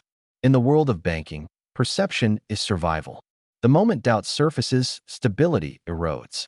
And Lehman's doubt had begun to spread far beyond its walls. Their leaders knew what was at stake. A single misstep could send decades of prosperity into free fall. One wrong announcement, one leaked report, one market rumor, and the entire institution could be pushed into a crisis from which no recovery was possible. Yet the pressure to remain silent was equally heavy. To admit weakness was to accelerate collapse. To deny weakness was to deepen it. The bank stood suspended between these impossible choices, every decision more fragile than the one before. Still, they continued forward, running models, seeking buyers, negotiating through sleepless nights with faces sharpened by worry and exhaustion. They searched for a solution that could spare them from the fate they sensed approaching. But as each window of opportunity closed, the corridors grew quieter. The urgency grew heavier. And the reality grew clearer. Lehman Brothers was running out of time, and the world had not yet realized what that would mean. The signs of strain inside Lehman were never loud. They arrived quietly, the way cracks form beneath a coat of fresh paint. For years, the firm had lived in an atmosphere of confidence, a belief that the future could always be managed, hedged, or extended. But beneath that familiar rhythm, a quiet imbalance had begun to take shape.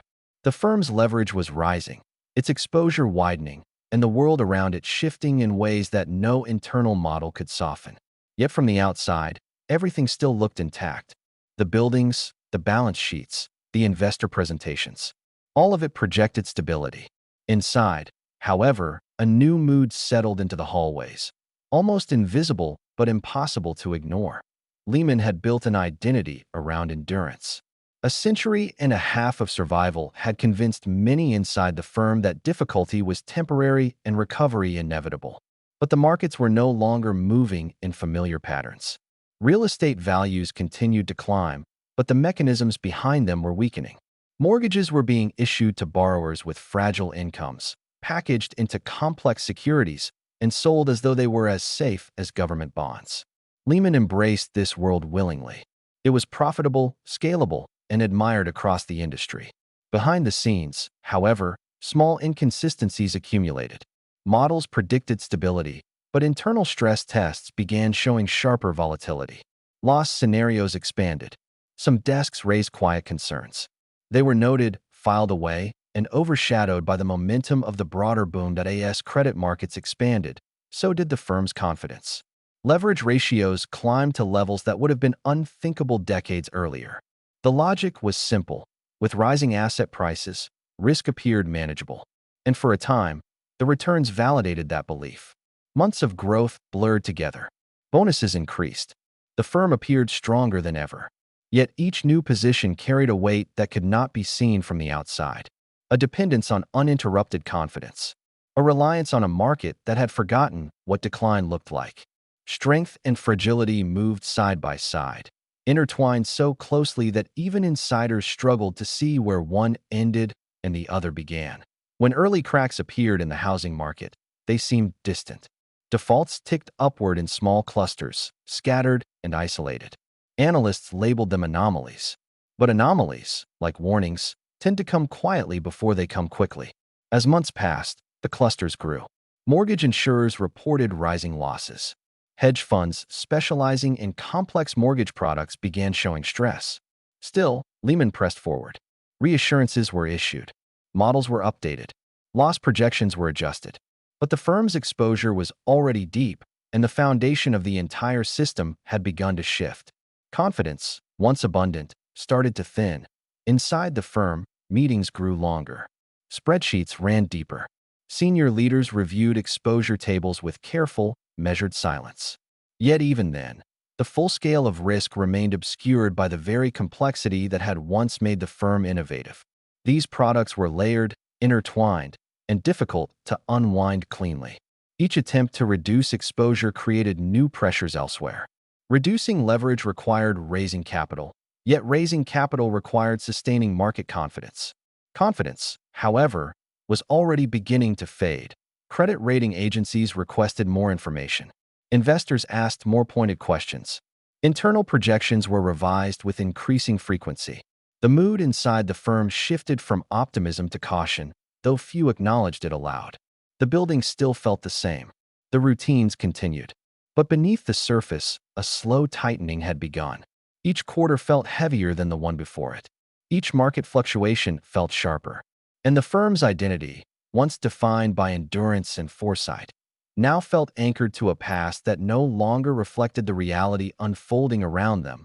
It'd be why the time external markets began to stumble, Lehman's position was already delicate. Margins thinned. Liquidity tightened. The firm attempted to raise capital, to sell assets, to reassure investors that everything was under control. But the reassurance rang softer with each passing month. The system had entered a phase where perception mattered almost as much as fundamentals. The firm, once an emblem of Wall Street certainty, found itself caught in a subtle but accelerating loss of trust.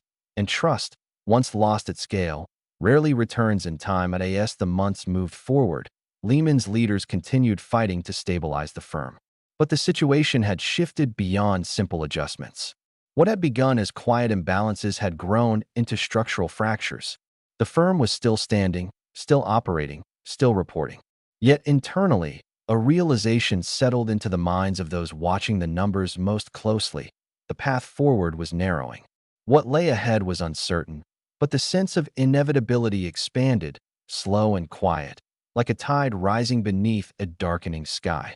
This was the moment when the story stopped being about growth and began being about survival. A survival that, for the first time in more than a century, no one could guarantee. Chapter 7. The Long Shadow of Risk. The collapse of Lehman Brothers did not begin in a boardroom. It began quietly, years earlier, in the slow and subtle shift of the firm's identity. A shift the brothers who built the dynasty could never have imagined. For more than a century, Lehman survived every storm that touched American finance. Panics, crashes, depressions, wars, inflation, deflation, and the relentless reinvention of the nation's economy. Their strength had always been caution, measured growth, steady partnerships, a belief that a bank should never wager more than it could afford to lose. But by the late 20th century, something had altered the firm's rhythm. It was not a sudden change, but a gradual drift, a widening space between the values of the founders and the ambitions of the modern financial world. Wall Street no longer rewarded patience. It rewarded speed, leverage, and the ability to turn risk into profit before anyone else realized what had happened. Lehman Brothers adapted because adaptation felt like survival, and slowly, almost imperceptibly, the firm began to rely not on the steady credit markets it once helped build, but on a new breed of financial products. Instruments so complex the founders themselves would have struggled to understand them. These products were tied to mortgages, bundled into securities that appeared safe, predictable, and profitable. Their surface was calm, their interior was unknowable. And for a time, They worked beautifully. Inside the firm, there was a growing sense of invincibility, a feeling that history had chosen Lehman to be the last great independent bank on Wall Street. While their rivals merged, sold themselves, or surrendered control, Lehman remained untouched, proud, unaffiliated, determined to stand alone. But independence comes with a cost. Without a larger institution behind them, without the safety net of a government-sponsored merger, Lehman was exposed. Every risk carried more weight. Every miscalculation echoed louder. Every bet on the housing market pressed deeper into the firm's foundations. And as the early cracks began to appear across the American mortgage landscape, Lehman's leadership faced a choice: reduce exposure and accept smaller profits, or double down and defend the illusion of unstoppable growth. They chose belief. Belief in their models. Belief in their strategy. Belief that the world would continue to behave the way the spreadsheets predicted. But the world was changing, and the market does not honor belief in the calm. Before the storm, analysts raised quiet concerns. They noticed irregularities in mortgage performance. They saw defaults rising in regions long considered stable. But their warnings were brushed aside, replaced by the comforting rhythm of quarterly earnings that still glittered with promise. Inside the corridors of Lehman Brothers, the mood remained confident. The culture rewarded optimism. Skepticism felt like disloyalty. And so the silence deepened. It was here, in this quiet and dangerous space, between truth and perception, that the seeds of collapse began to take root. Not with a dramatic failure, not with a single catastrophic event, but with a slow and steady accumulation of risk hidden behind models, ratings, and the reassuring glow of temporary success. The brothers who built the original dynasty believed in resilience. They believed in the long view. But the modern firm believed in something else entirely: growth at any cost. And as the housing market swelled beyond its natural limits, Lehman's exposure grew with it. Leverage multiplied. Debt expanded. The gap between assets and reality widened until it resembled a quiet fault line running beneath the entire institution. From the outside, everything still looked strong, but inside, the pressure was building, slow, silent, and irrevocable. The deeper Lehman Brothers moved into the late 20th century, the more the firm became a mirror of the world it operated in. Markets no longer drifted gently. They pulsed with new forms of volatility driven by technology, deregulation, and a growing belief that risk itself could be engineered into something predictable. Inside the firm, the old culture of cautious judgment slowly thinned, replaced by a new generation that believed the future belonged not to restraint, but to momentum. Every quarter was a race. Every year was an escalation. And every success disguised the quiet changes happening beneath the surface. By the 1990s, the original spirit of the Lehman Brothers felt distant. No one in the modern firm had ever seen Henry's small cotton shop in Montgomery. No one had felt the long train rides through Alabama fields. The old traditions of slow trust and deliberate expansion were now archived behind glass. In their place came a sharper creed: grow faster, expand wider, and take the positions competitors feared to touch. The financial world rewarded boldness, and Lehman was determined to be bold. But boldness, when fueled by leverage, can become something else entirely. It becomes acceleration without friction. This was the era of financial innovation, a term that carried both promise and danger. New products emerged with mathematical precision: derivatives that sliced risk into abstract pieces, mortgage securities that bundled strangers' homes into tradable blocks of wealth, and complex structures that seemed to eliminate the limits of traditional banking. These inventions looked elegant on paper. They looked profitable in every model. And they seemed to confirm what many inside Lehman had begun to believe: that the future was theirs to shape. But beneath that confidence was a quiet imbalance. The firm grew faster than its internal foundations. Risk teams were expanded, but never enough. Oversight structures were improved, but never prioritized. There was always another opportunity waiting, another product competitors were rushing toward, another moment when saying no felt like stepping backward. And inside the conference rooms of the upper floors, a subtle shift took hold. Profit became proof that the strategy worked. Profit became justification. Profit became doctrine. What the new generation sometimes missed was that the early Lehman Brothers had always paired ambition with caution. They had built slowly because they understood fragility. They had lived through markets driven by weather, war, and human desperation. They knew that systems break. But in the sleek modern world of global finance, fragility was harder to see. Models smoothed the chaos of reality into lines that always trended upward. Historical charts reassured teams that downturns were temporary. And the pressure to compete created a quiet blindness that spread across the industry.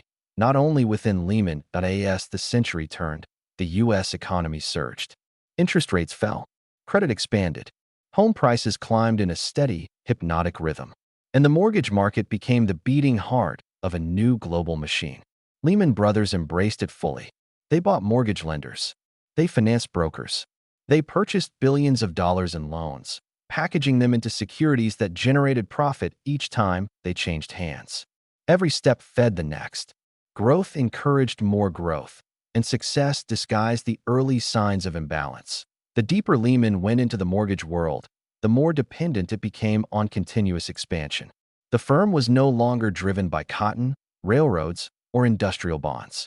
It was driven by the promise that American housing prices would continue rising forever. Inside the firm, most believed this. The models reinforced it. The market rewarded it. And as other banks looked for ways to catch up, Lehman looked for ways to accelerate further. The quiet competition of the 19th century had evolved into a global sprint. The firm's leverage grew higher than at any point in its history. With more leverage came more vulnerability, like a tower built taller on an increasingly narrow foundation. A minor tremor that once would have felt manageable now carried the potential to disrupt everything. But from the trading floors, the risk felt distant. Each new deal closed. Each quarter exceeded the last. Each success pulled the firm deeper into a structure that required perpetual forward motion. Internally, some voices urged caution. Analysts noticed irregularities in mortgage performance. A few risk officers warned that the firm was becoming too exposed to a single market. But in a system fueled by optimism, doubt carried little momentum. The tide of profit was strong. The pressure to outperform was stronger.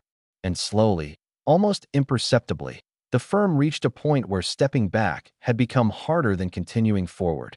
This was the moment when the identity of Lehman Brothers, carefully built over 150 years, shifted once again.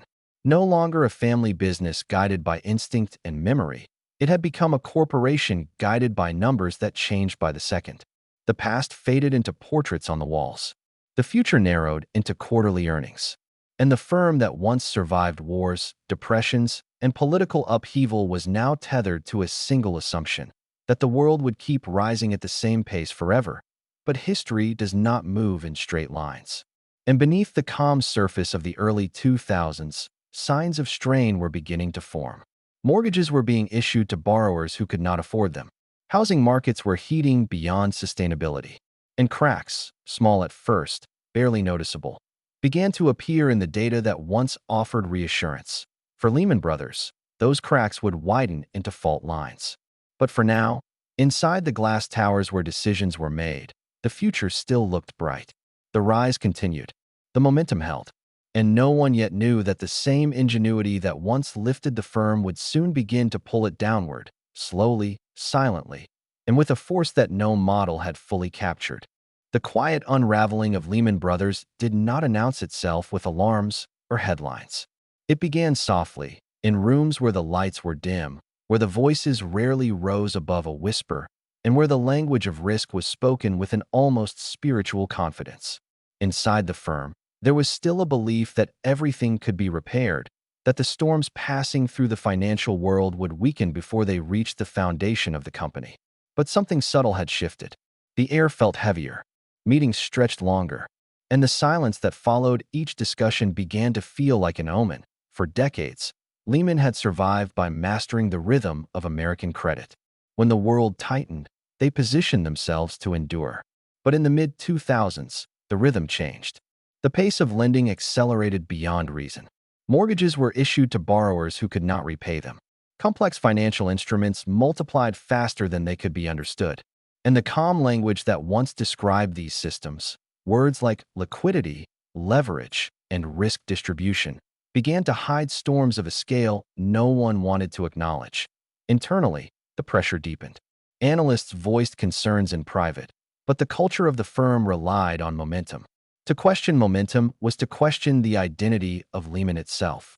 Across conference tables and behind closed doors, executives reassured one another that the models were sound, that downturns were temporary, that confidence alone could correct the drift.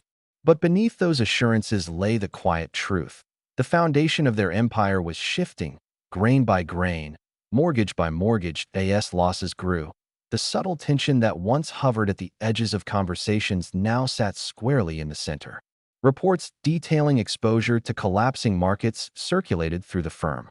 Numbers that once felt abstract began to take shape as something more tangible, carrying a weight that could no longer be softened by optimism.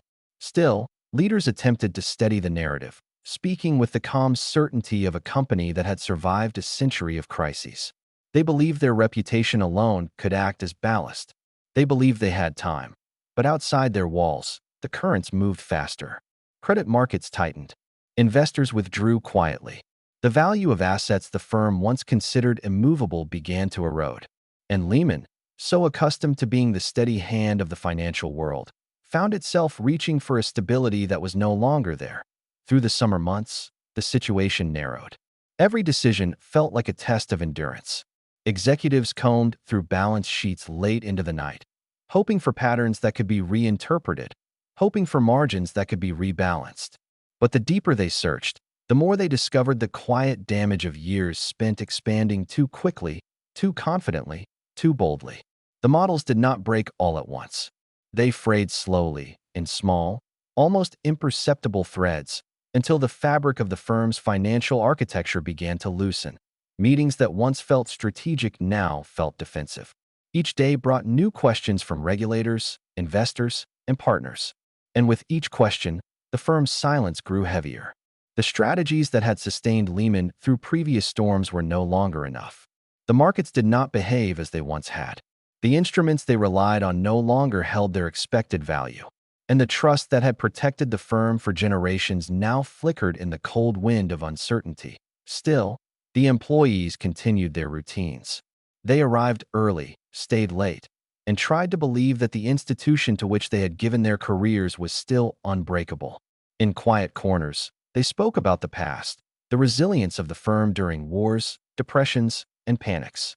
They reminded one another that Lehman had survived everything.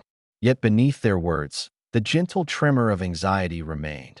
And in this final stretch, as the world's financial system began to contract, Lehman Brothers found itself standing at the edge of a landscape it no longer recognized. Everything depended on confidence, its presence, its absence, its fragile ability to shift with the faintest change in tone or rumor. And as investors, lenders, and governments reevaluated their positions, the firm felt the slow, inevitable tightening of an invisible rope. The unraveling was quiet, almost graceful in its slowness. There were no dramatic speeches, no declarations of collapse, only a gradual dimming of possibility. The sense that a story which had stretched across generations was approaching a point where continuation could no longer be guaranteed. In this stillness, Lehman stood not as a titan, but as a reminder of how even the strongest institutions can be undone, not by a single catastrophic blow, but by a series of subtle shifts, hidden risks, and the quiet erosion of confidence that once seemed eternal. Chapter 8. The Slow Fracture. When a dynasty outlives its own design. The slow unraveling of Lehman Brothers did not begin with headlines, panic, or collapsing stock prices. It began in silence. A quiet shift in the culture, a subtle distortion of the principles the three immigrant brothers had once carved into the company's foundation. For more than a century, Lehman had survived fires, wars, depressions, and political storms because it respected one rule above all others: never confuse growth with invincibility. But by the late 20th century, that rule had begun to fade, replaced by a new belief that reward could exist without consequence, and expansion could stretch endlessly without ever snapping. The firm that once built its future one cautious step at a time now chased numbers that rose and fell by the hour. The modern markets rewarded speed, not patience. Complexity, not clarity. Risk, not restraint. And in that atmosphere, the old family ethos began to feel outdated, even burdensome. A new generation of leaders believed they had discovered a more efficient path, one that relied not on cotton, credit, or understanding the heartbeat of an economy, but on algorithms, models, and the illusion of absolute control.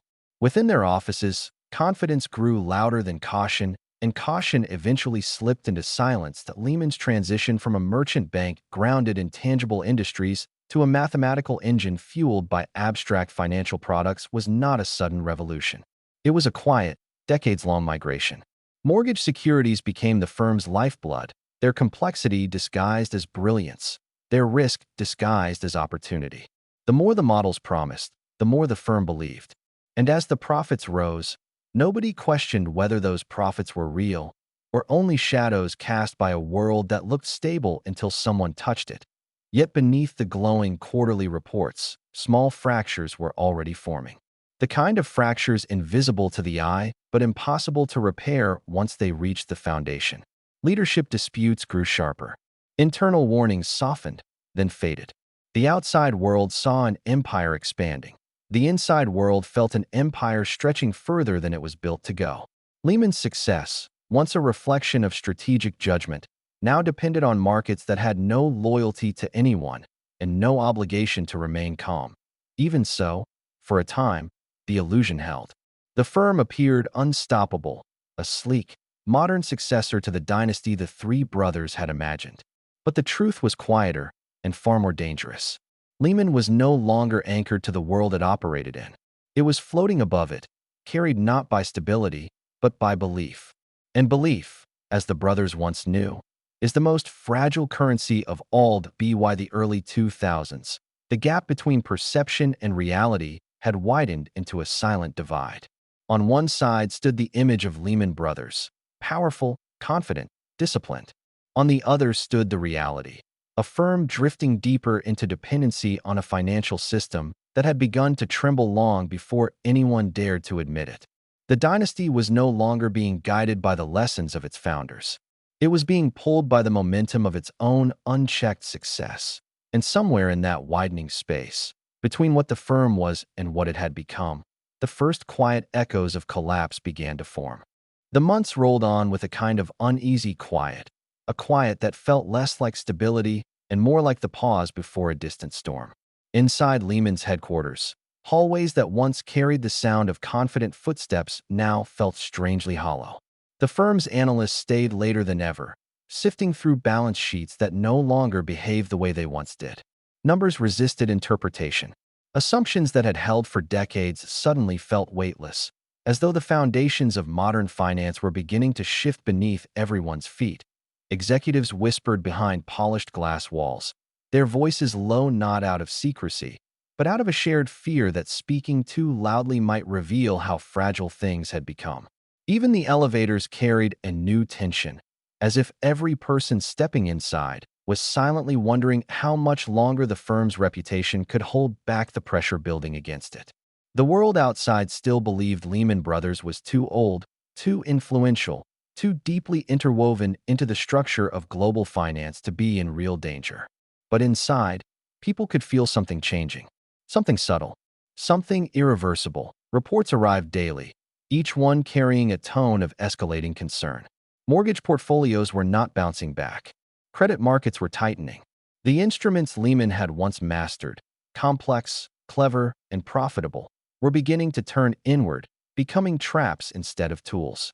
And yet, despite the creeping threat, many inside the firm clung to a belief that had anchored Lehman for generations, that resilience was part of their bloodline, that the firm, built by three immigrant brothers in a hot Alabama storefront, had survived too much to fall to a shift in economic winds. But the storm was no longer distant. It was forming above them, drawing strength from every miscalculation and every warning that had gone unheeded. Still, the leadership pressed forward. New strategies were drafted, revised, abandoned, and drafted again. These plans never carried hope, only delay. Everyone knew it, though no one dared say it. Confidence had always been Lehman's most valuable currency. Losing it publicly would be fatal. Losing it privately was already happening. Some nights, the building remained bright until sunrise. Analysts traced threads of exposure through sprawling networks of debt, watching as one connection after another led to numbers that no longer aligned with the world they thought they understood. What had once been the firm's greatest strength, their willingness to take bold risks, was now the very thing tightening around them like a slow-moving tide. Meanwhile, outside Manhattan, the broader economy trembled. Markets flickered with volatility. Investors began asking sharper questions. Banks grew more cautious in their lending.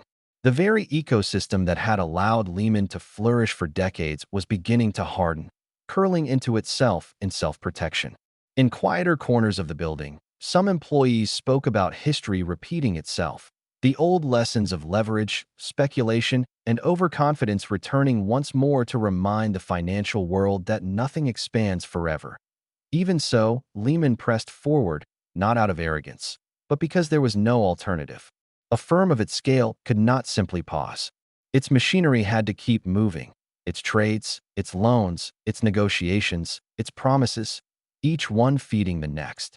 Momentum was both lifeline and liability, pushing the company deeper into troubled waters with every passing day. In boardrooms, the atmosphere shifted from strategy to survival. Some leaders urged caution. Others demanded bold action. A few believed that one decisive move could still change the firm's fate. But beneath these disagreements lay a shared truth. Lehman was running out of time.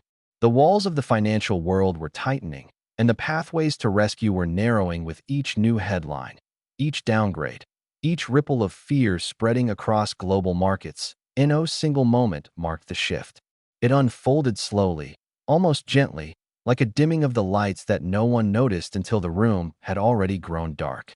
Lehman Brothers, once defined by confidence and momentum, now found itself confronting a future shaped not by growth, but by gravity.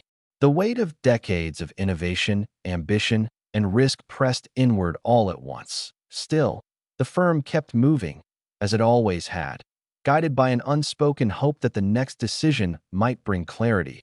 The next quarter might bring relief. The next dawn might bring signs of recovery. But deep within its corridors, people sensed the truth. The storm was no longer approaching. It had arrived, and Lehman Brothers, for the first time in its long and storied life, stood directly in its path. The final hours of Lehman Brothers did not arrive with panic or chaos. They arrived the same way every financial collapse arrives, slowly at first, then suddenly, and then, with complete silence. Inside the firm's headquarters, the glow of computer monitors reflected off empty conference rooms. Analysts who had once traded billions in a single afternoon now sat motionless, watching the numbers flicker lower with each passing hour. They knew the truth long before the world did. The institution that had survived civil wars, industrial revolutions, depressions, banking transformations, and global upheavals was not going to survive the night. There was no single moment when everything collapsed. No dramatic announcement, no final speech. Instead, confidence, the invisible currency that had sustained Lehman for more than a century, slowly dissolved until nothing remained. The firm's balance sheet had become a maze of assets no one trusted, valuations no one believed, and risks no one could measure. Outside the building, the world still looked normal. Taxis moved through the evening lights. Office workers stepped onto sidewalks, and the city pulsed with its usual rhythm.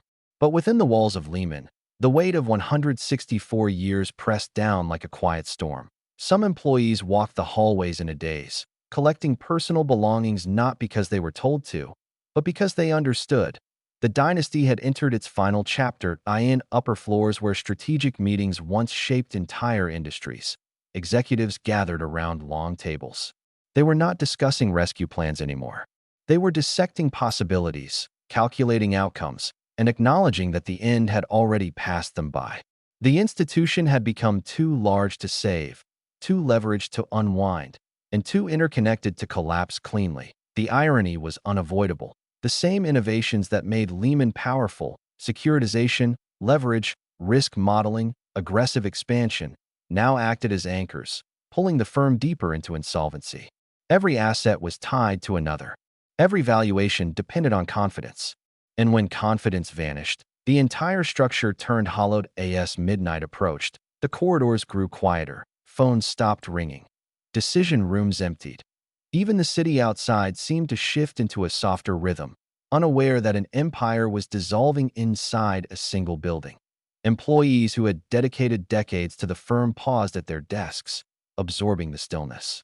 They thought about the brothers who started everything in a small Alabama shop, selling fabric to farmers and trading cotton to survive. They imagined Henry, Emanuel, and Mayer, three immigrants who built their fortune on relationships, trust, and patience.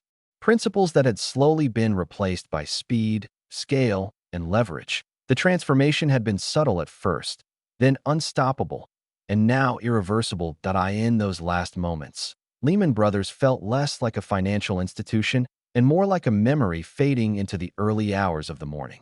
The dynasty had lived through world wars and depressions, only to be undone by its own modern reflection.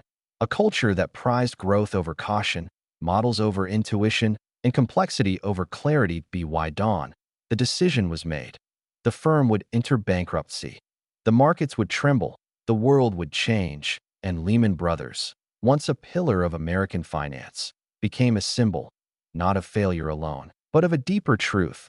When confidence evaporates, even the strongest empires dissolve. Quietly, leaving only a shadow where power once stood. The night ended not with a crash, but with an exhale. The dynasty closed its eyes for the final time, and global finance would never be the same again. Chapter 9. The slow fractures beneath the surface. By the early 2000s, Lehman Brothers stood taller than at any point in its long and complex life. The firm had survived civil wars, depressions, internal betrayals, and the slow erosion of family leadership. It had transformed from a southern cotton brokerage into one of the most influential forces on Wall Street. But beneath the confidence, beneath the celebrations of record profits and soaring stock prices, the foundations were beginning to soften. Not suddenly, not dramatically, just quietly, layer by layer, in ways almost invisible at first glance. Lehman had spent decades mastering the art of risk, but now the very concept of risk was changing. Mortgage-backed securities were growing at a speed the industry had never seen. Entire towers of financial instruments were being built on loans extended to people who could barely afford them.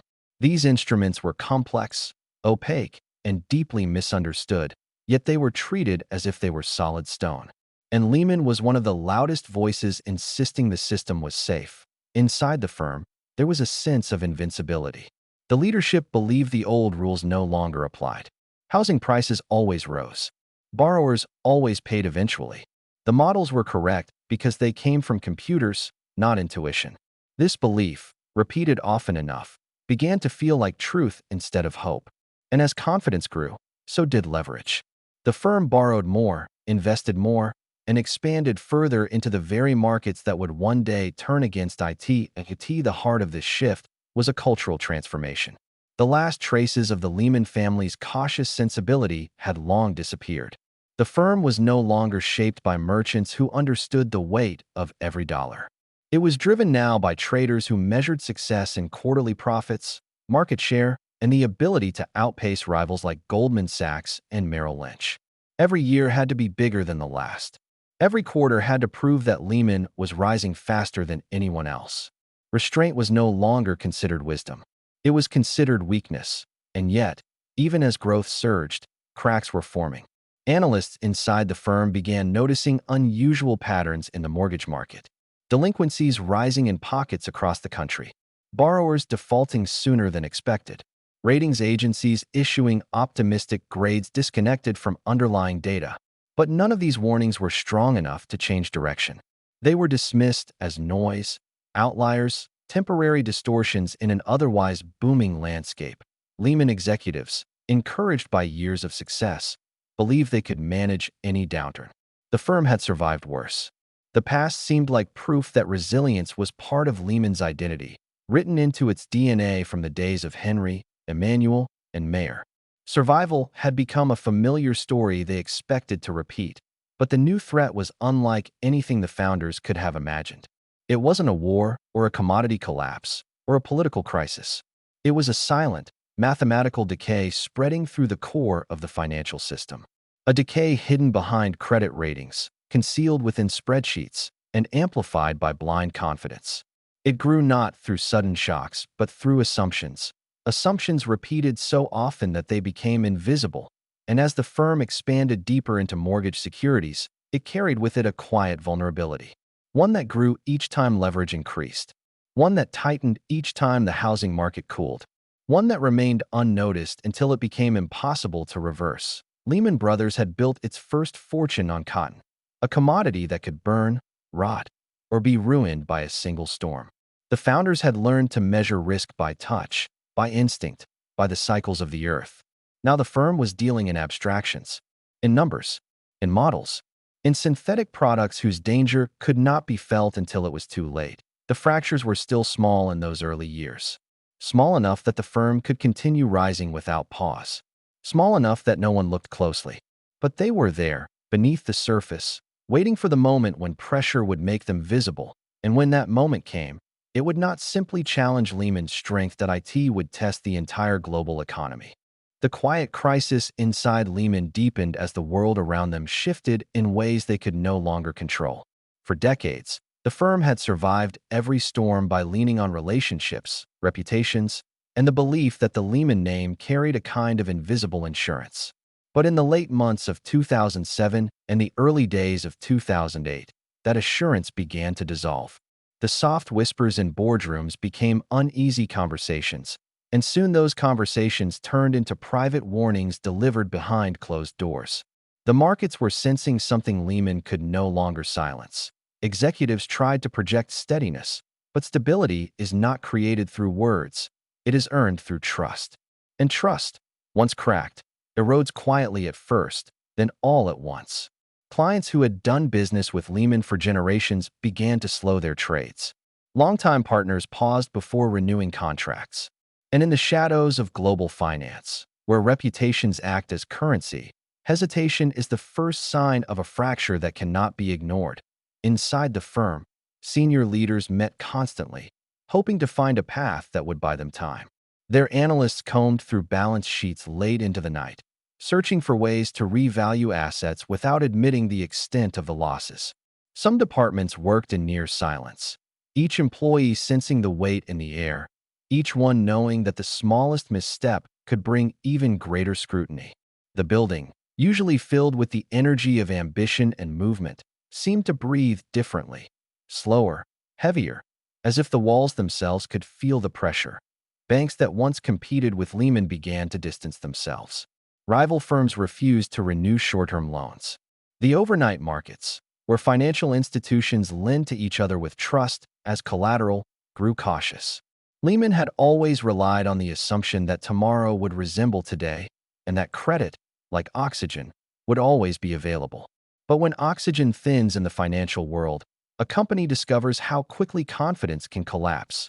Rumors spread faster than facts. A single headline could erase billions in market value. A single analyst's comment could trigger a sell-off. Lehman's internal teams tried to reassure investors, but every reassurance was met with questions. Every question revealed another layer of uncertainty. And each uncertainty fed the quiet fear that the firm's foundation was weaker than it appeared. Senior executives flew between New York and Washington, hoping for support. Meetings with regulators grew more frequent, yet also more strained. Officials asked for honest assessments, but honesty meant revealing losses that would shake the entire system. The silence in those rooms said more than any report could. Everyone understood that intervention was becoming inevitable, yet no one wanted to be the first to admit as winter gave way to spring. The pace of the crisis slowed for a moment, not because conditions improved, but because exhaustion created a temporary stillness. The firm continued operating, though each day felt slightly more fragile than the last. Departments once driven by strategy and growth focused instead on survival. Calls that once celebrated new deals now centered on managing exposures, reducing risks, and preparing for outcomes no one wanted to name. Employees began noticing small changes. The way executives whispered instead of speaking openly. The way visitors were escorted directly to private rooms. The way routine tasks took on an edge of urgency. Some employees wrote messages they never intended to send, afraid of what news tomorrow might bring. Others simply worked longer hours, hoping the effort would slow the unraveling. But the fabric of a financial empire, once it begins to tear, rarely mends itself. That Lehman's global branches felt the pressure too. In London, teams monitored every shift in the European markets. In Asia, traders worked through the night, hoping to catch opportunities that might ease the growing strain. But hope alone cannot repair a weakening structure. The crisis that began in American mortgages had spread across continents, touching every asset class, every institution, every assumption the financial world relied upon. By the middle of the year, the quiet crisis had become a constant companion. It followed the firm into every meeting, every forecast, every hallway conversation. And though the building still hummed with activity, it no longer felt like the confident institution it once was. The air carried a tension that no one needed to name. The unspoken recognition that the brothers' dynasty, built over more than a century, was approaching a moment from which there might be no return. The final years of Lehman Brothers unfolded like a slow-moving shadow passing over a landscape that had once seemed permanent. Inside the firm's glass headquarters, the atmosphere shifted in ways that were almost imperceptible at first. Meetings grew quieter. Analysts avoided eye contact. Senior executives walked with a stiffness that felt like they were holding their breath. It was the beginning of a silent unraveling, the kind that only becomes visible when it is already too late. The firm had built an identity on resilience. Through wars, panics, depressions, and recessions, Lehman Brothers had always found a way to endure. That myth of invincibility became a kind of shield, but also a blindfold. Even as warning signs emerged across global markets, the instinct inside the firm was to push forward, to trust that the same boldness that once created their empire would carry them safely through the storm. But this time, the storm was not one they could outrun. The housing market, once considered the safest foundation of American wealth, began to fracture from within. Mortgages bundled into complex financial instruments started losing value faster than anyone could calculate. The models broke, the assumptions cracked, and the very instruments that had made Lehman billions now carried risks that multiplied quietly in the background, like pressure rising inside a sealed chamber. Investors began asking questions that had no easy answers. Partners who once expanded credit lines began tightening them. Some quietly withdrew. Others demanded collateral that had already been pledged elsewhere. Confidence evaporated not in a dramatic moment, but in a series of whispers. In the world of high finance, doubt spreads faster than fire. Inside the boardrooms, internal divisions deepened. Some argued for selling assets in a controlled descent. Others insisted the problem was temporary, another cycle that would pass. They debated the correct path as the floor beneath them continued to weaken. The firm's balance sheet grew more fragile with each passing week, but the public narrative remained optimistic, as if words alone could hold back a tide. The United States government watched closely, not with surprise, but with concern. Lehman's exposure was vast, woven into countless financial systems. Yet there remained an unspoken belief that someone, a buyer, a consortium, even the government, would step in, as had happened with other institutions. For a brief moment, that hope seemed real. Talks began. Offers were drafted. But each potential rescue collapsed under the weight of Lehman's hidden liabilities. Across the world, the markets trembled. Banks hesitated to lend to one another. Liquidity thinned. Prices fluctuated so rapidly that traders described the movement as a kind of controlled panic. What had once been a contained financial issue had grown into something larger, an expanding uncertainty that touched every corner of the global economy. As Lehman approached its final weekend, the firm's leaders worked through the night, searching for any path forward. They met with regulators, bankers, and foreign institutions. Each conversation felt like a narrowing corridor. The offers became smaller. The conditions became harsher. And slowly, a realization settled over the room. There would be no rescue, no final miracle, no last-minute reprieve. When the bankruptcy was filed, the silence was almost surreal. Employees walked into the building unaware that this would be their final day. The trading floor sat still for a moment that felt suspended in time. The firm that had shaped American finance for more than a century and a half ended not with a shout, but with a quiet recognition that history had shifted beneath their feet. Around the world, markets convulsed. Banks halted transactions. Governments prepared emergency measures. Investors watched screens covered in red as the financial system entered a state of shock. Lehman's fall was not just a corporate failure. It was a global event, an unignorable statement about the fragility of confidence and the dangers of unchecked leverage. And yet, within the calm that followed, one truth became clear. Lehman Brothers had not collapsed in a single moment. Its fall was the result of years of decisions, bold, brilliant, risky, and ultimately unsustainable. A slow accumulation of pressure, building quietly until the structure could no longer support its own weight. In the end, the legacy of the Lehman Brothers, the immigrant founders who had once built their fortune from cotton and credit, was overshadowed by a modern machine that had grown far beyond anything they could have imagined. Their dynasty ended not with scandal or betrayal, but with the silent collapse of a system that had forgotten its own limits. And as the world began to absorb the impact, one question remained. How could a single institution become so powerful that its fall shook the entire planet? A question whose answer would shape the next decade of global finance. Chapter 10. The Slow Unraveling.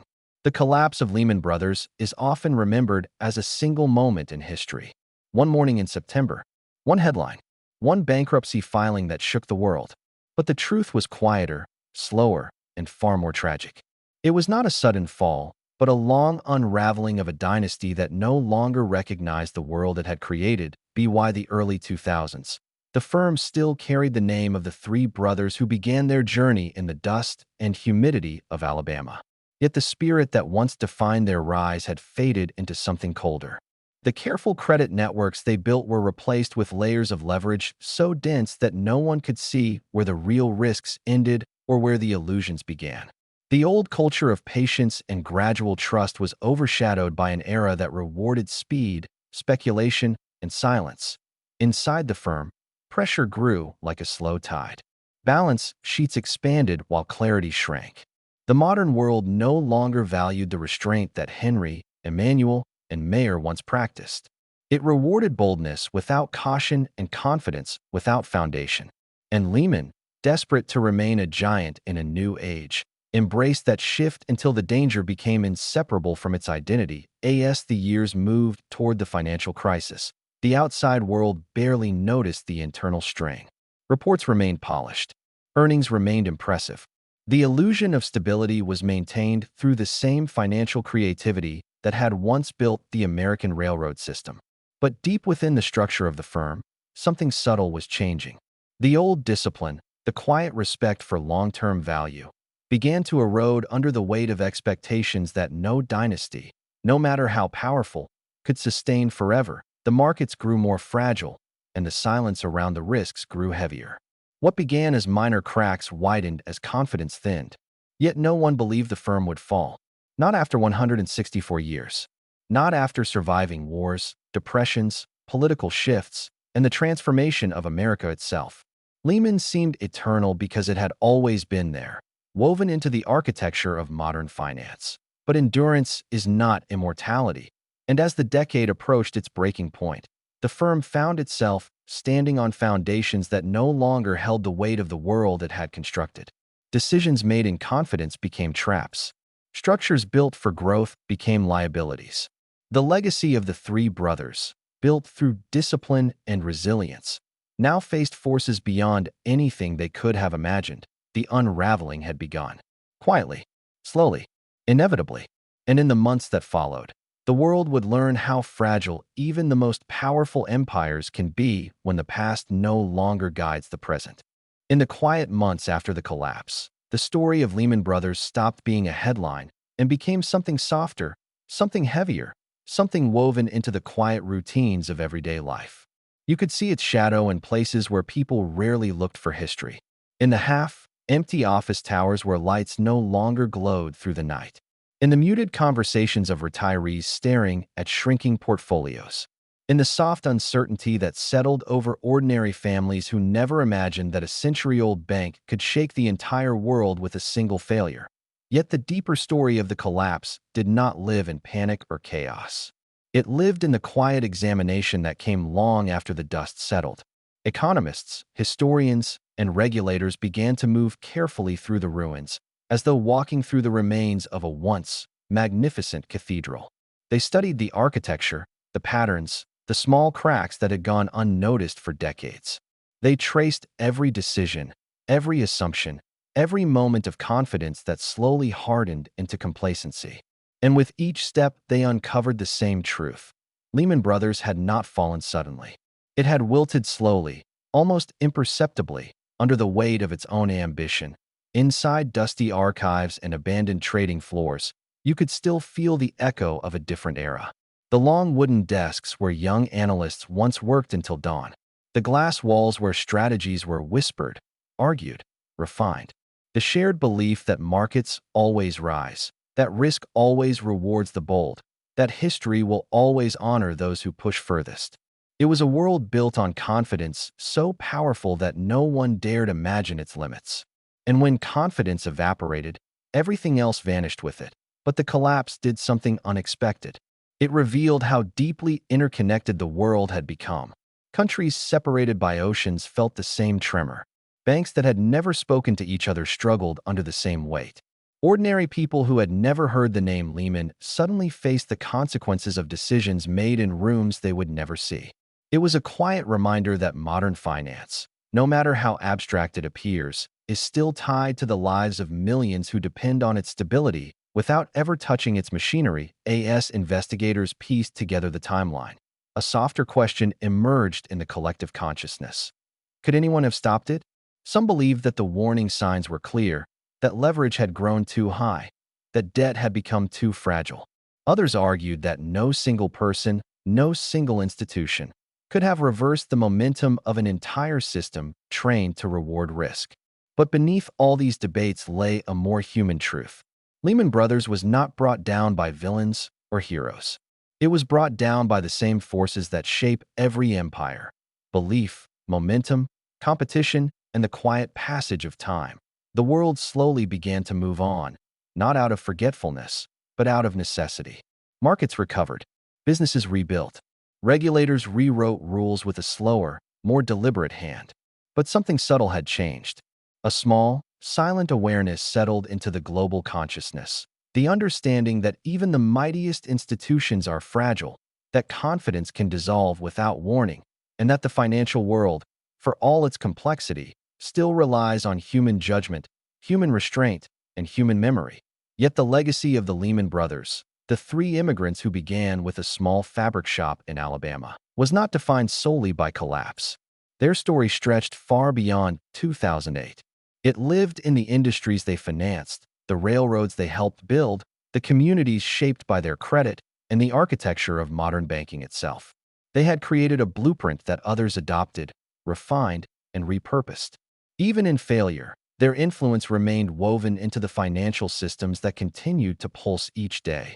And in the quieter corners of history, where financial charts give way to human narratives, their story became something almost poetic, a reminder that ambition and fragility walk together, that success is never permanent, and that empires rise and fall not with noise, but with the slow turning of unseen forces. The world looked back on the collapse. One lesson stood above the rest.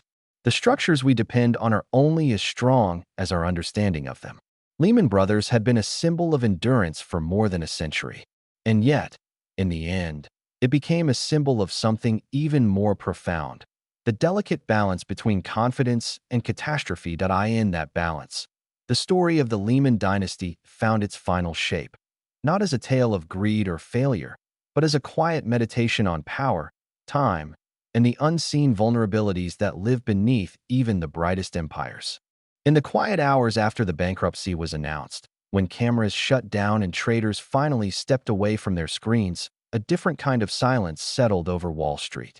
It was not the silence of victory or defeat.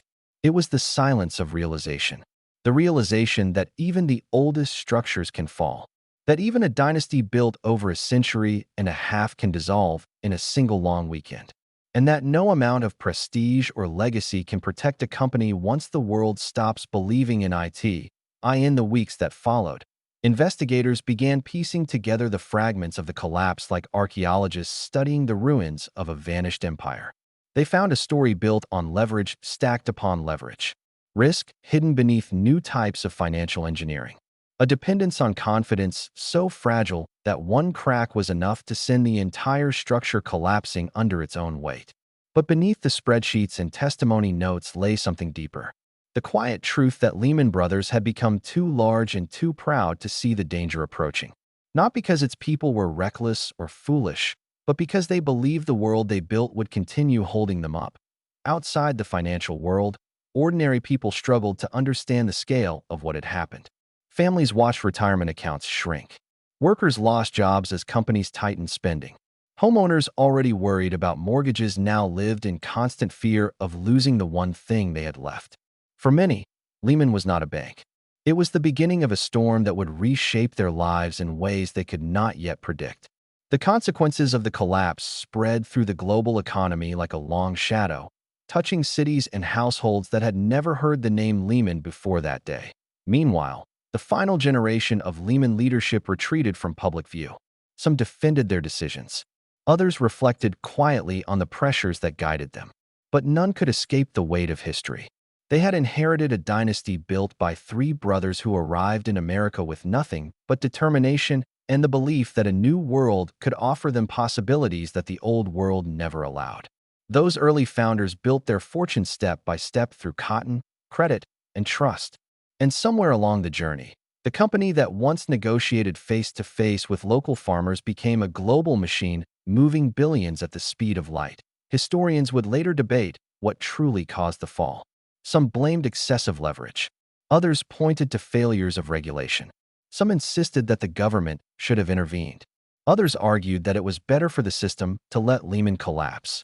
But beneath all the explanations, one truth remained unchanged. The Lehman story was a reminder that financial empires are not brought down by a single mistake. They fall when the foundation that once held them strong slowly erodes, unnoticed, over too many years. Yet for all the loss, the legacy of the three brothers who began with a small fabric shop in Alabama continues to echo through modern finance. Many of the tools they pioneered remain fundamental to investment banking. Many of the industries they helped build still shape the American economy. And the idea that immigrants arriving with nothing could one day influence an entire nation lives on in countless stories that followed. In the end, the Lehman collapse was not just the end of a company. It was the closing chapter of an era that defined how the world understood risk, wealth, and trust. And as the dust settled, the question lingered in the minds of bankers, policymakers, and citizens everywhere. If a dynasty as old and established as Lehman Brothers could fall so completely, what else could fall with it? The answer would take years to fully reveal itself. But one thing became clear. The world had changed, and there was no returning to what came before. And somewhere, in the long and quiet shadow of their legacy, the memory of Henry, Emanuel, and Mayer remained. Three brothers who built an empire that transformed America. Three brothers whose work shaped industries, cities, and entire generations. And though their dynasty ended in a collapse felt around the world, the story they began more than a century earlier still endures, carried forward not by a company, but by the lessons their rise and fall left behind. The rise of Lehman Brothers began with three immigrant brothers in a hot Alabama storefront and ended with a collapse powerful enough to shake the entire world. Their story stretches across centuries, from cotton fields to railroad empires, from quiet back-office credit ledgers to the highest rooms of global finance. The dynasty built on vision, calculation, and a belief that risk was simply another form of opportunity. But in the end, it was risk that swallowed them whole. What began as a modest family partnership became the blueprint for modern banking. And then the warning the world would never forget. The fall of Lehman wasn't just a bankruptcy. It was a reminder that even the greatest empires can crumble. Not with a whisper, not with a warning, but all at once. If you've listened this far, thank you. Your presence here means more than you know. Tell me, where are you listening from tonight? And if you enjoy calm, cinematic documentaries about hidden dynasties, forgotten empires, and the quiet forces shaping our world, subscribe to Money Vault. There are many more stories waiting in the shadows, and I'd love to share them with you. sleep well, and until next time, this is Money Vault.